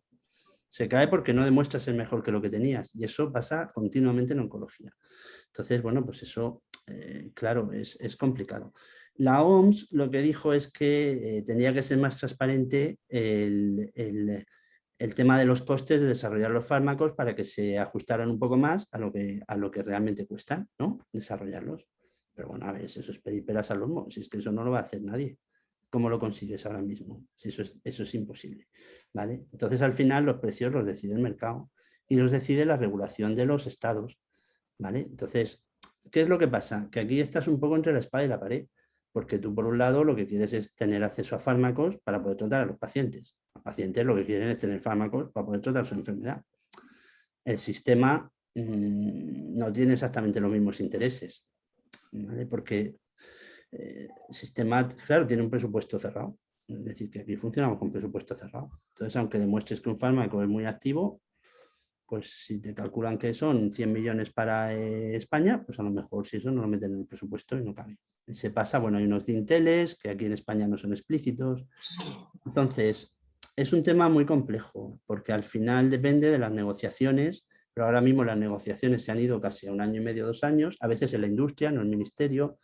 Este ministerio es especialmente cañero y ha tirado un montón de fármacos oncológicos, cosa que nunca había pasado, ¿vale? O sea, habían tirado algún fármaco de vez en cuando, pero ahora mismo están prácticamente denegando la autorización de la mayoría de ellos. Entonces, bueno, lo que pasa es que lo que luego sale en el periódico cuentan, aunque hubo un reportaje en El País hace un par de semanas o 3, ya no me acuerdo, sobre este tema, sobre este tema. Entonces, es un tema muy complicado. Yo lo que creo es que no se pueden pagar todos los fármacos al mismo precio, que hay fármacos que sí que pueden valer 60.000 y al final nosotros no podemos cambiar tampoco cómo funciona el mundo. Yo no lo puedo cambiar. Entonces, pues funcionaría de otra manera si dependiera de mí, pero el tema es que al final lo que sí que se deben hacer, lo que deben hacer los sistemas públicos es pagar por lo que vale y no dar ni un duro por lo que no vale.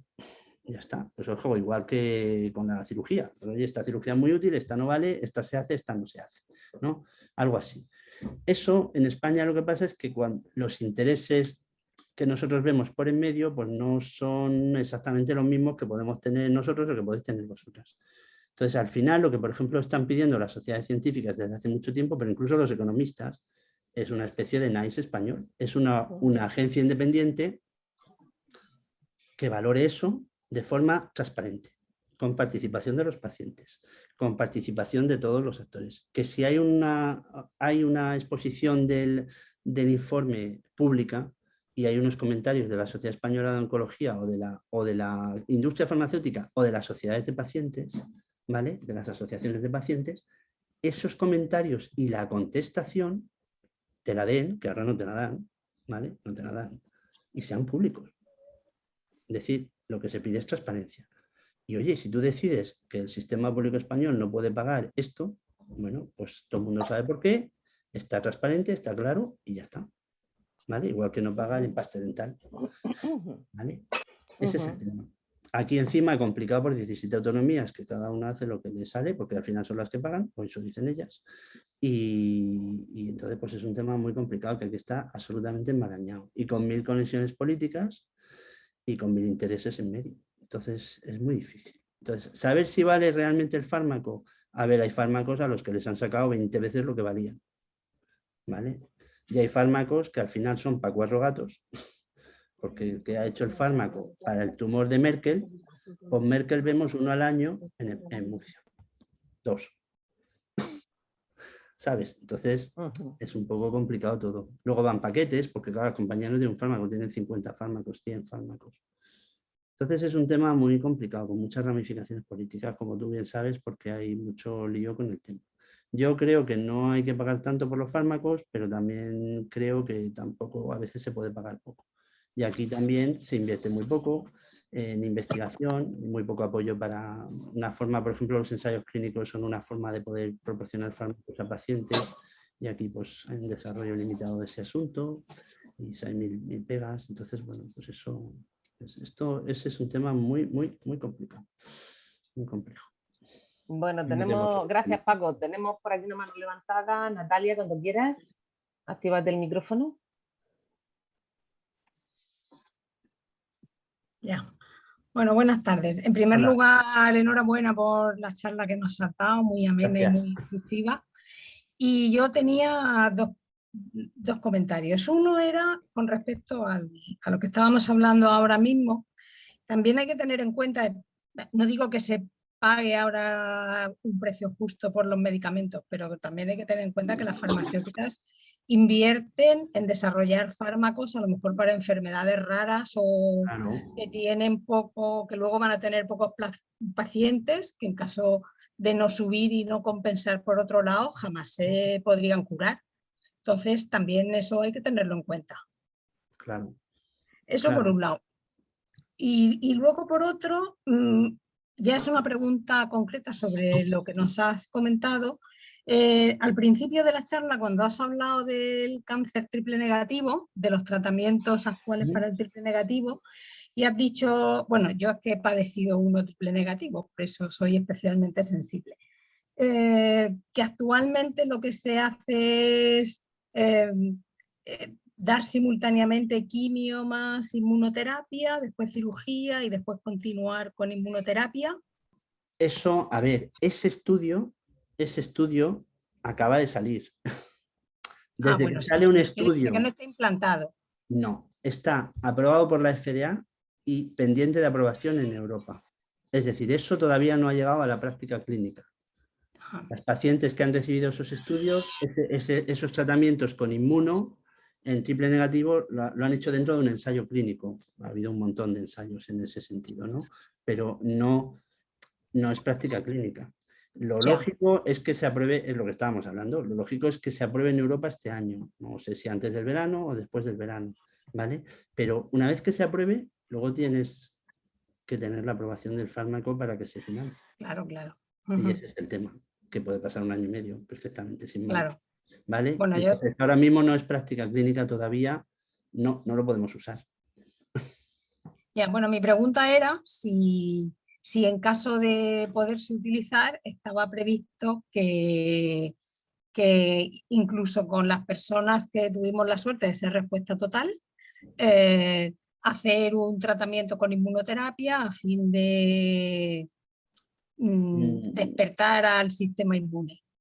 Pues eso es controvertido, porque ahora mismo lo que ocurre es que el estudio, es que no podía entrar en tanto detalle, pero el estudio está hecho poniendo inmunoterapia antes de la cirugía junto con la quimioterapia, ¿vale? Y luego lo que han hecho ha sido seguir con inmunoterapia después de la cirugía, ¿vale? O sea que esas pacientes triple negativo, y eso se ha hecho tanto en las que tenían una respuesta completa como en las que no la tenían, ¿de acuerdo? Lo que se debate mucho, porque la diferencia, claro, los estudios se diseñan de una manera que a veces contestan a una pregunta, ¿es mejor la inmuno junto con la quimio? Sí, pero la otra pregunta es, ¿en pacientes que tienen una respuesta completa deberíamos seguir con inmunoterapia después? Esa no la podemos contestar con ese estudio, pero probablemente mucha gente piensa que no, porque ya has tenido una respuesta suficiente has montado una respuesta inmune frente al tumor y tu organismo ya ha montado esa respuesta inmune y realmente en un contexto donde el pronóstico va a ser bueno, no tiene mucho sentido poner la inmuno después. Pero claro, esos son, por ejemplo, a veces son estudios, a veces académicos, porque a la industria puede no interesarle, ese es otro tema, ¿no? El tipo de estudios que se hacen. Puede no interesarle un estudio en el que tú compares ponerlo o no ponerlo después. Y esa sería una pregunta muy buena. ¿Para qué voy a poner más? O por qué no lo pongo si puedo mejorar algo. Pero es un estudio, como es un pronóstico bueno, las que tienen respuesta completa, también requiere muchas más pacientes. Claro. Claro, porque la mayoría van a ir bien. Entonces demostrar la diferencia es mucho más difícil por motivos estadísticos.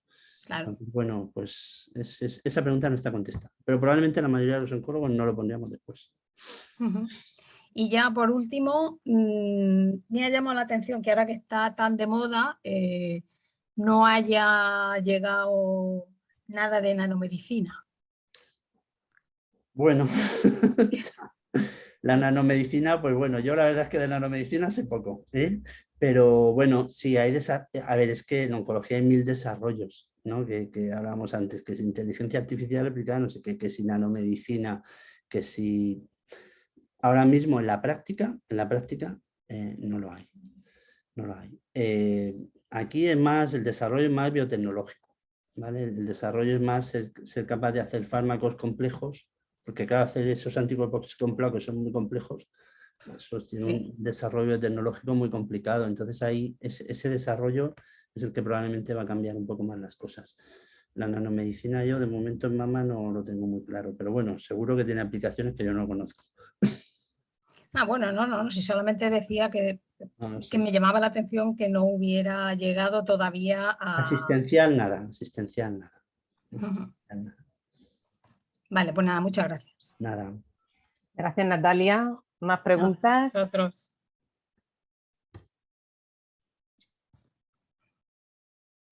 Hay casos, Paco, en el que para que se utilizan tratamientos de uso compasivo, esos tratamientos que no están accesibles todavía. Sí, ahora sí los hay. Y de hecho, por ejemplo, tucatinib y trastuzumab deruxtecan, bueno, ahora les llaman uso expandido o más bien esos programas, ¿no? Pero sí, por ejemplo, hemos estado usando tucatinib y trastuzumab deruxtecan hasta hace un mes y medio, ¿vale? Porque lo podíamos usar con esos programas. Pero, por ejemplo, ahora una vez que ya se aprueba, ¿vale? En Europa, o que ha pasado un año de la aprobación y aquí el ministerio ha dicho que no lo financia, pues el programa lo cierran. ¿Vale? Lo cierran quiere decir, no te creas, las pacientes que han entrado se lo siguen dando, gratis, coste cero, ¿vale?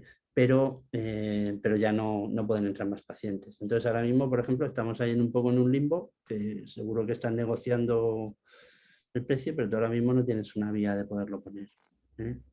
Pero, por ejemplo, en la Comunidad Valenciana sí que están pudiendo poner algún fármaco de estos. En el País Vasco no, en Madrid no. En Murcia, vamos a ver, pero vamos, de momento no. Entonces, así estamos.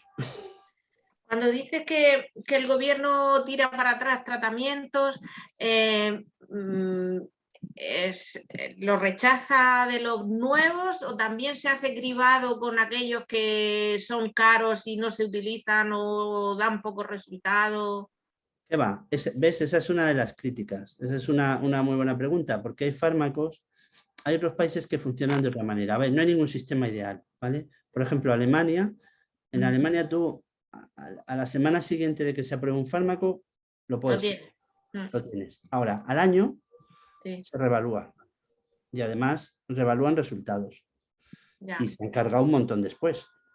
Muy bien. ¿Vale? Bueno, a ver, hay algunos que se cargan de entrada, porque ya son malos de entrada y ya ni los aprueban. Pero en general hay una aprobación directa, ¿vale? Y entonces, y luego no solo es que los quiten o no los quiten, es que a lo mejor les bajan el precio. Es decir, oye, si tú me habías prometido 10 y me estás dando 3, pues yo que te estaba pagando 8, te pago 2. Entonces, ese es un poco el resumen. En España no hay... A ver, excepto por motivos de farmacovigilancia, de seguridad, que sí que se retiran fármacos por el lote no sé qué, o de pronto esto lleva aluminio y le hemos quitado la ranitidina y ese tipo de cosas, no se retiran aprobaciones. Y la Unión Europea tampoco, excepto por motivos de seguridad, no ha retirado aprobaciones generalmente porque se haya demostrado falta de eficacia, ¿vale? Pero, por ejemplo, en Estados Unidos sí que se están retirando. Por ejemplo, el atezolizumab, que yo os he puesto, que es el fármaco aprobado en España y monoterapia en triple negativo, como hay un segundo estudio que salió negativo y el del Pembro es positivo, se lo han cargado. Bueno, no se lo han cargado, le han dicho a la compañía que puede hacer lo que quiera. La compañía lo ha retirado porque se lo iban a cargar. Y eso le venía mal. Entonces, no hay esa evaluación de fármacos que realmente tienen resultados subóptimos y que podrían dejar hueco para que entraran otros. Eso no se hace. Aquí el hueco lo han hecho más bien las pérdidas de patente, que hacen que baje mucho el precio, y los biosimilares, que aquí pues hemos implantado biosimilares al 100%, porque al final es un fármaco que cuesta, que es igual, y que cuesta un 60% menos, y es que todo esto, todos estos fármacos, ya os digo al precio que están saliendo. Entonces, bueno, pues es un tema complicado. A ver, no es lo más importante para nosotros, pero desde luego que es un tema que nos lía mucho el día a día y que retrasa el acceso de las pacientes a la medicación. Ya. Yo es que este medicamento fantástico que como lo tengo por aquí apuntado, que tanto salió en la prensa y que Sí. maravilloso, maravilloso, pero maravilloso ¿para quién y para cuándo? ¿Para cuándo? Ya, hombre, a ver. ¿Dentro de 2 años? Pues, ¿Y quien está ahora necesitándolo? Pues nada. Madre mía. Depende. Madre mía. Ese es el Es tema. como enseñarnos la zanahoria y Ya. no la alcanzamos. Yo a veces dudo. Digo, ¿esto lo cuento o no lo cuento? Porque al final es un desastre. Hombre, a ver, ellos están negociando y yo creo que probablemente entrará. Porque cuando lo han denegado, es verdad que aquí lo que ha pasado con este fármaco es que se presentó como en tercera o cuarta línea, ¿vale? Sí. Y ahí los datos eran menos consistentes y además era más tóxico. Y cuando estaban valorándolo, pues han salido los resultados en segunda línea, que son demoledores, que fue el artículo que salió en prensa y el que os he puesto. Entonces, bueno, yo seguro que lo están negociando y yo supongo que a lo largo de este año habrá acceso. Pero ahora mismo es un poco frustrante, claro, efectivamente, porque no, un poco no, mucho. Porque si tienes una paciente que lo necesita, hasta, ya te digo, hasta hace un mes nos hemos podido buscar la vida. Yo metí uno el día antes de que cerraran el acceso expandido. Pero vamos, por pelos. Pero claro, ya no. Entonces es un poco complicado. Sí, es así. Sí. ¿Más preguntas?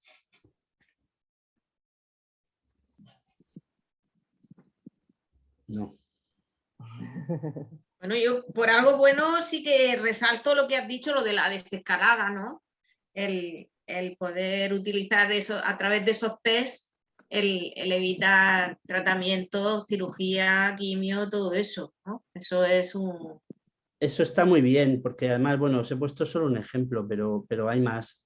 Por ejemplo, en ER2 positivo se bajó mucho la intensidad de la quimioterapia inicial en pacientes con tumores pequeños. Eso hace un estudio hace unos años y ahora se hacen tratamientos más cortos cuando el tumor es pequeño y no tiene ganglios.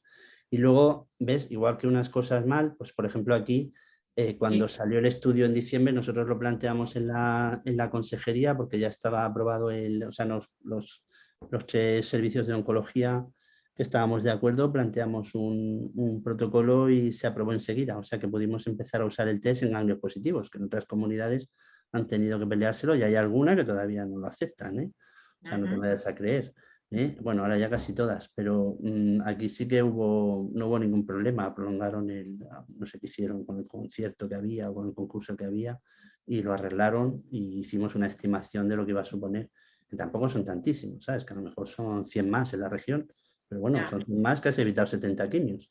Claro. 60 quimios. Entonces, bueno, y además esto era carísimo al principio y ahora mismo tampoco es tan caro. Un test de estos son 1.000 y pico euros, 1.400 o 1.300, que no es nada si comparas con lo que es poner una quimioterapia sin beneficio o con muy poco beneficio. Entonces, ves, ahí bien, eso está muy interesante. Y luego el poderlo hacer en neoadyuvancia, pues bueno, eso yo creo que lo lucharemos pronto, porque bueno, ahí lo que pasa es que no hay tanta evidencia. Hay mucho estudio y hay muchas cosas que nos orientan a eso, pero realmente no tenemos un estudio gordo que nos demuestre, ¿vale?, que ese es el mejor abordaje. Entonces es algo que se puede empezar a hacer, pero hay que pensárselo un poco cómo se hace, ¿no? Porque también hay que llevar un poco de cuidado con no hacer tratamientos que tampoco están demostrados, obviamente. Claro, claro, claro. Bueno, tenemos 2 peticiones, no sé si María Brotons. No, solamente destacar, hola Paco, muchas gracias. Hola María. Me ha gustado mucho la presentación y solamente destacar que de verdad que independientemente de la burocracia, de la complejidad administrativa y económica, pues la tecnología de la investigación, hay tecnologías que eran impensables y que están ahí y que más pronto o más tarde se verán y se aplicarán con normalidad. Y son muy interesantes. Y ver que la investigación sigue y que hay tanta amplitud y que es mucho mejor y más avanzada que hace unos años, pues nos quedamos con eso, por lo menos yo, que llevamos mucho tiempo en este tema y bueno, y que nos la muestren y que sepamos que está ahí, pues a ver si tenemos suerte, bueno, seguro que sí, y la vamos viendo avanzar. Ahora mismo hay una verdadera explosión de la oncología, ¿eh? O sea, el cambio ahora mismo, el ritmo de cambio ahora mismo es brutal. Yo después de ver esta exposición Brutal. me siento muy aliviada, no sé por qué, pero me siento aliviada. Así que muchas gracias por mostrarnos. Nada, pero vamos, que ahora mismo es verdad que el ritmo de cambio es, a ver, luego las cosas gordas que te cambian, eso claro, no te aparecen cada mes, pero ahora mismo el ritmo de cambio y el ritmo de investigaciones, salida de nuevos fármacos, en todos los tumores, ¿eh? He puesto la mama, que siempre ha sido un área prioritaria de investigación, pero es que da igual donde toques y de hecho por eso también antes nos habíamos sectorizado un poco por otros motivos, pero ahora mismo es que realmente es que no te da tiempo a... O sea, bueno, pues es que esto hay 100 estudios, ¿no? de cada área de esas que os he puesto, hay todo lo que queráis, te puedes pasar ahí tardes. Y bueno, pues está bien, está muy bien. Como este tumor que nos afecta a todos, ya a ver si es verdad que por ahí tenemos la suerte de que la gente pues le da a todos estos estudios más prioridad y podemos avanzar. Pues muchas gracias. Nada, a ti, María. Gracias, María. María Jesús Pozo, cuando quieras. Hola, ¿puedo hablar? Es que tengo problemas con Sí, adelante. Con el vídeo, o sea que no se me ve. Pues nada, es que lo que le quería preguntar era que cómo va el estudio de ribociclib con letrozol. Porque pregunto, pero nadie mi oncólogo... Natalie, ¿te refieres? El estudio de ribociclib con letrozol como tratamiento postquirúrgico, ¿no? Como tratamiento adyuvante, el Natalie, ¿no? Mi tratamiento, o sea, yo es que tengo metástasis. Sí. Entonces, a mí lo que me han puesto, o sea, es que yo tuve hace 16 años uno, hace 10 otro, y ahora otra vez me ha vuelto y me han puesto, o sea, que hace 4 años que me ha parado la enfermedad, ribociclib con letrozol. Sí. Entonces, mi pregunta es porque yo pregunto a mi oncólogo cómo va el estudio generalizado con otras pacientes, porque a mí me va bien y no sé en realidad cómo está funcionando. A mí me funciona bien y no sé la supervivencia porque yo leo por internet, pero claro, no sé si eso es verdad, de que puede tener una supervivencia de 50 y tantos, 63 meses de vida, pone, y eso para mí, pues claro, me causa zozobra. Y entonces también veo que si hay este tratamiento nuevo que dice, este fármaco nuevo, que si ese podría sustituir a ribociclib en el caso de que lo pudieran poner en uso. A ver, mira, el estudio ya acabó, quiero decir que el estudio ya se hizo y ahora mismo el tratamiento que llevas es el tratamiento estándar, ¿vale? Sí. Y ribociclib probablemente ahora mismo pues es el mejor fármaco que te podían poner porque es el fármaco que tiene resultados más consistentes en supervivencia. La supervivencia de los ensayos clínicos tampoco, a ver, no deja de ser una cosa que mides y que, bueno, que no es aplicable luego a los casos concretos que dependen de muchos factores. Tú lo que ves es la media de uno, la mediana, para ser exactos, de uno, la mediana del otro, comparas los dos grupos y ves que ha habido un aumento sustancial, ¿vale? Con respecto al control, con respecto a lo que tenías cuando no usabas el ribociclib. Pero esos datos se han comunicado este año, que es lo que habrás visto por internet, ¿vale? Sí. Y son datos muy positivos porque estaban pues como 2 años menos, ¿sabes? En los estudios anteriores. Pero sí, perdón, claro. que la primera que terminé el ensayo clínico aquí en Murcia fui yo, en la región. Sí, pues bien, fenomenal, pero que pues entonces recibiste el tratamiento correcto, porque al final ese, además de los 3, probablemente es ahora mismo el más consistente de los 3 fármacos que hay y el que mejores resultados ha mostrado. ¿Vale? Eso es una cosa. La supervivencia, etcétera, a ver, eso hay muchos matices y muchos factores que intervienen, no dejan de ser medianas de una población de 1000 pacientes o de 1500 pacientes o más, y no me acuerdo cuántas lleva el estudio, los Mona Lisa, que son los estudios del ribociclib, porque hay varios, 3, 4, 7, bueno, entonces, no recuerdo exactamente el número ahora mismo exacto, pero vamos, eso en cada caso particular lo tienes que hablar con tu oncólogo, ¿vale? Que es el que te puede orientar. Ahora mismo, si tienes la enfermedad controlada, no tiene ningún sentido cambiar de tratamiento. No, no, pero yo le digo en el caso de que progresara. En el caso de que progresara, pues ahora mismo pues una cosa que se puede hacer es determinar mutaciones de PI3K y ver si podrías recibir alpelisib con otro fármaco. Otra cosa es entrar en un ensayo, por ejemplo, con un SERT, con uno de esos fármacos que te he dicho. Sí. Otra cosa es, pues por ejemplo, hacer el seguimiento de mutaciones, pero eso tiene que haber un estudio específico, ya os he dicho que no está como muy claro todavía que sea la mejor estrategia. Y luego el ER2 low, pues es que yo os lo he puesto porque realmente se ha comunicado que el resultado es positivo, pero no sabemos cómo de positivo es.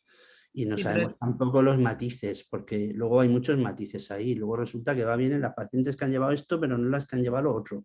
O en las pacientes que tienen lesiones en el hueso, pero no las que tienen en el hígado, por ejemplo. ¿Vale? Sí. Entonces, eso no lo sabemos todavía. Ese fármaco, si el estudio es positivo, lo lógico es que la aprobación llegue a lo largo del año que viene o el siguiente. ¿Vale?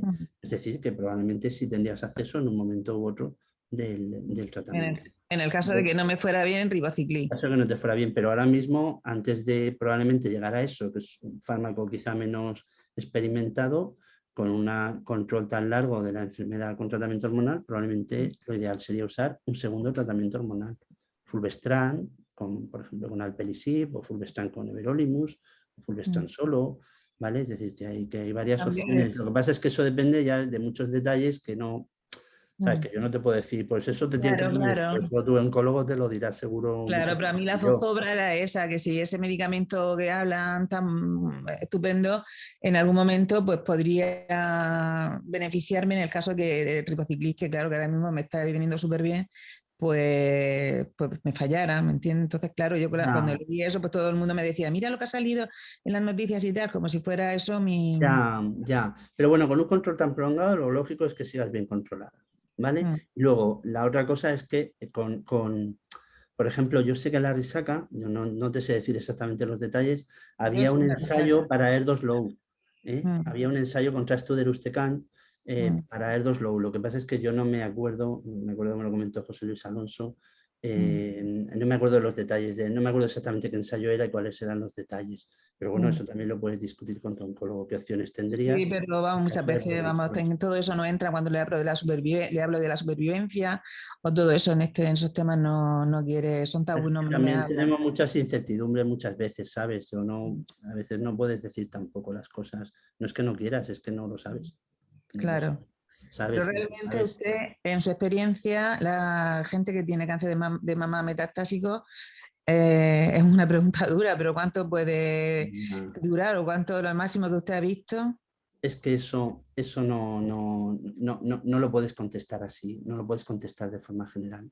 Es que es una pregunta que no tiene una...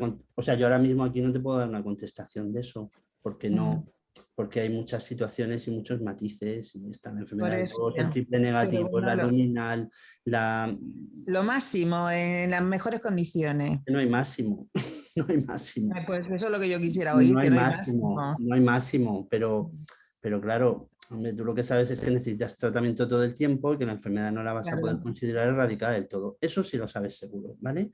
Que no es una enfermedad que digas, ya te la he quitado, pues déjate el tratamiento y adiós. Eso ahora mismo no lo podemos decir. Máximo no hay. Depende un poco de cómo vayan las cosas. De todas maneras tú, pues nada, hazle el tercer grado a tu oncólogo a ver a dónde llegas. Pero no es una pregunta que se pueda contestar así. Es una pregunta un poco indiscreta, ¿verdad? Sí, no indiscreta, que no...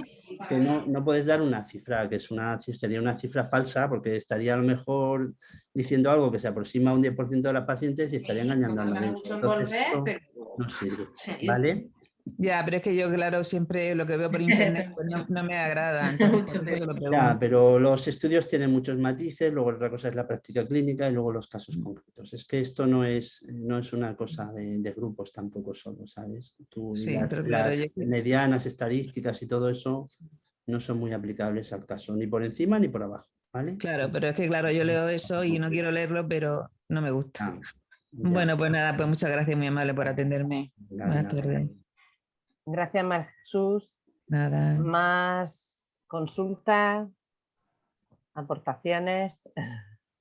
Yo quería, gracias Paco por la exposición, yo creo que nos has dado esperanza, nos has ampliado mucho el foco porque se están moviendo muchas cosas. A veces yo tengo la sensación de que la cosa está parada o porque las noticias no llegan a prensa o porque las noticias que llegan a prensa yo las pongo siempre un poquito entre comillas porque con lo que hablábamos va a ser verdad, no va a ser verdad, quién se va a poder hacer. Pero sí has dicho que se están moviendo muchas cosas en tratamientos, cosas que a mí me han resultado muy novedosas. El anticuerpo conjugado con la quimio me ha parecido algo muy impactante, que se dirija directamente también la quimio. Me parece algo asombroso, pero yo te quería preguntar sobre la biopsia líquida. ¿Dónde estamos ahí? ¿Es aplicable tanto para diagnóstico como para cribado? Porque me parecería un cambio también significativo. También en el diagnóstico hacer ese cambio. Mira, ahora mismo en diagnóstico no hay nada. A ver, investigaciones todas las que quieras y artículos todos los que quieras. Pero en diagnóstico establecido, cero. No hay nada. Es una de las vías, a ver, que todo el mundo piensa que van a dar de sí, porque sabéis que a veces ha salido también la prensa, este año concretamente no, pero yo creo que el año pasado y el anterior, pues el test ese que detectaba los 8 tumores, ¿no? que era, pues, se basaba más en proteómica, más que en secuenciación de ADN. Bueno, pues oye, claro, luego las cosas no son tan sencillas, porque claro, luego, claro, a ti te da el test positivo y ¿dónde está el tumor? Claro, ahora dile a alguien, tú tienes esto positivo, bueno, te echo un PET, es negativo, te echo todo lo que te puedo hacer, no sé hasta dónde te puedo meter los tubos, pero es que, y nada, no hay nada. Entonces, ¿qué hacemos con eso? Entonces, claro, luego la aplicación clínica de todos esos desarrollos es muy complicada, no es tan sencilla. Y entonces demostrar que eso puede sustituir al cribado es muy complicado, el cribado de mama, ¿vale? Entonces, ahora mismo en diagnóstico, cero. En seguimiento de la enfermedad o monitorización de la enfermedad, en diagnóstico del cáncer de mama en general. En diagnóstico del tipo de las alteraciones del cáncer de mama, digamos que donde sí está demostrado es en la detección de mutaciones de PI3K, ¿vale? Si tú no tienes una lesión accesible, lo que pasa es que esas muchas veces en el tumor primario se detectan bien y no tienes que irte a la metástasis, ¿vale?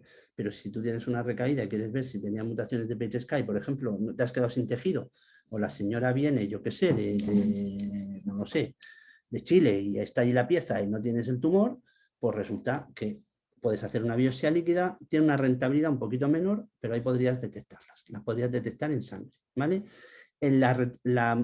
Y esa sí que tiene aplicación clínica para la indicación de un fármaco que es el alpelisib. Lo que pasa es que es un fármaco que, desde mi punto de vista, así como muy bueno, no es.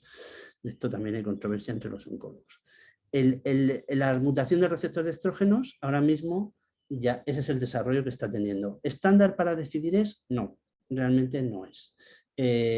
Pero bueno, fijaos el desarrollo que está teniendo y si al final los SERT entran, yo creo que va a ir de la mano más bien de si entran los fármacos estos nuevos en el tratamiento hormonal. Si esos fármacos se aprueban y empiezan a usarse, pues probablemente acabaremos haciendo biopsia líquida para detectar la mutación de receptores de estrógenos porque nos va a permitir usarlos realmente en quien tiene la mutación y pensárnoslo en los otros. Pero eso también depende de cómo salgan los ensayos, etc.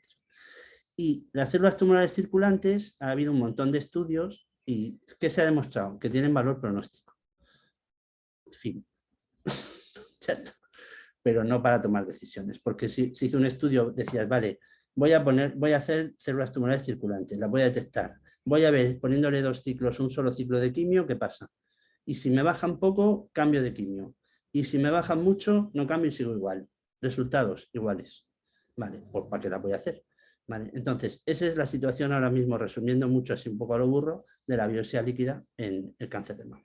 Aplicación la única P3K y para el diagnóstico nada, y quizá para el seguimiento de la enfermedad tumoral yo creo que no tardará mucho en usarse el receptor de estrógenos circulante.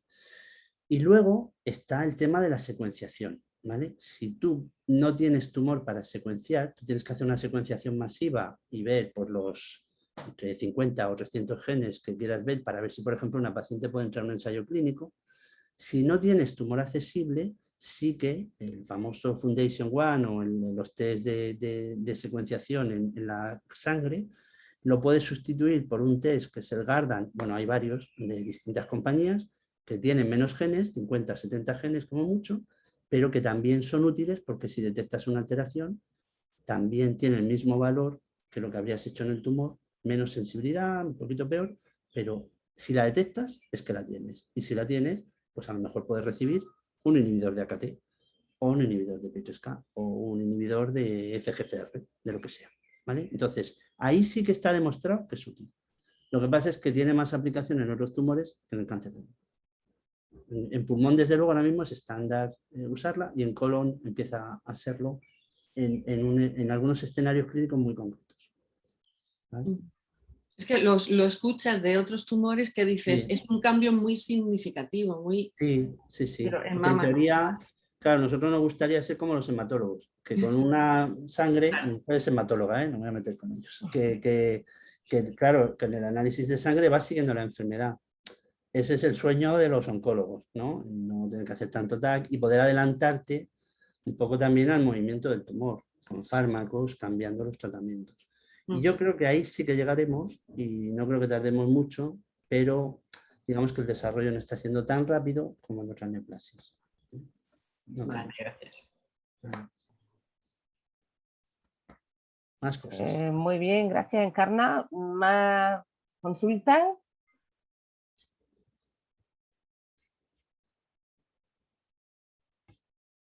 No. Bueno, pues si no tenéis más preguntas, yo creo que ha sido una tarde muy provechosa, como decía anteriormente María, muy esperanzadora, porque vemos cómo va avanzando. Yo, como decía Encarna, he alucinado con esos vídeos que has puesto de cómo llega, cómo entra dentro de la molécula, cómo despliega ahí la quimioterapia. Yo me parece ciencia ficción y por lo tanto, la verdad que como tú decías, Paco, esa inversión en investigaciones desde luego es muy necesaria porque, bueno, como decía también otra compañera, pues también hay enfermedades que bueno, no, la dimensión no es tan grande como el cáncer de mama y hay veces que no encuentran un hueco bueno, que de nadie que se preocupe por esas enfermedades. Muchísimas gracias. Ha sido un lujo contar otra vez contigo. Y bueno, a deciros al resto que continuamos con las charlas, que la próxima hablaremos de sexualidad el día 7 de junio, también es martes, tenerlo en cuenta porque es un día distinto, igual que hoy. Y bueno, pues como veréis, abordando temas que están ahí, aunque no se hable mucho de ellos, y muchas veces en las consultas pues decimos, ¿cómo vamos a hablar de sexualidad con un oncólogo o con un cirujano? Pero bueno, es también otro de los temas grandes olvidados dentro del cáncer de mama y es verdad que cada vez afecta a mujeres más jóvenes y por lo tanto la vida continúa y la vida está durante, a pesar de tener un cáncer. Por el chat han llegado agradecimientos de compañeras que se han tenido que ir marchando y bueno, y ahora mismo pues están poniendo lo agradecidas que están y lo interesante que ha sido la charla. Y bueno, recordaros también que tenemos cada 15 días un grupo de soporte emocional dirigido por nuestro psicólogo, por Antonio García Tenza, y que también es una herramienta muy útil porque ya sabemos que a nivel médico estamos en muy buenas manos pero hay otra parte que también hay que trabajar mucho, que es la salud emocional, y para eso os facilitamos esa herramienta que es mutua, o sea, no solo con un psicólogo, sino entre todas, entre mujeres, entre pacientes que están o estamos en distintas fases de la enfermedad. Os pediría que os abrierais los micrófonos todas. Nuestra intención, le decía a Paco, es que después del verano ya veremos a ver qué pasa, si las olas finalmente ya se van disminuyendo y podemos en algún momento volver a la presencialidad. Pero bueno, mientras tanto, los aplausos virtuales también son igualmente válidos, así que os pediré un aplauso para Paco por esta exposición de esta tarde, de lujo. No hace falta. Gracias. Gracias. Muchas gracias, Paco. Gracias a vosotros. Gracias. Muchas gracias. Como Un placer. siempre. Nada, llegáis ahí tan cañeras. Venga, Bueno, muchas pues nada, buenas tardes a todas y nos reencontramos, bueno, con Antonio, María José, ¿cuándo es la próxima sesión? Sí, pues precisamente también va a ser martes, porque teníamos una complicación el miércoles y a él, por supuesto, siempre tan amable y tan accesible, dije pues martes. Así que el martes 31 nos vemos a las 5:30, presencial, ¿eh? Con él sí que estamos ya de manera presencial. Vamos a intentar hacerlo también online, o sea, vamos a hacer una prueba a ver cómo sale. Pero bueno, no hay mucha diferencia. Lo presencial cambia, el contacto visual, físico, con mascarilla sí, pero cambia mucho. Pero bueno, ahí sabemos que muchas compañeras tienen dificultad y vamos a ver qué pasa, si somos capaces de hacerlo. Así que bueno, pues nada, muchas gracias a todas y nos seguimos reencontrando. Gracias, Paco, un abrazo. Un abrazo. Gracias. Adiós. Adiós. Muchas gracias. Nosotras.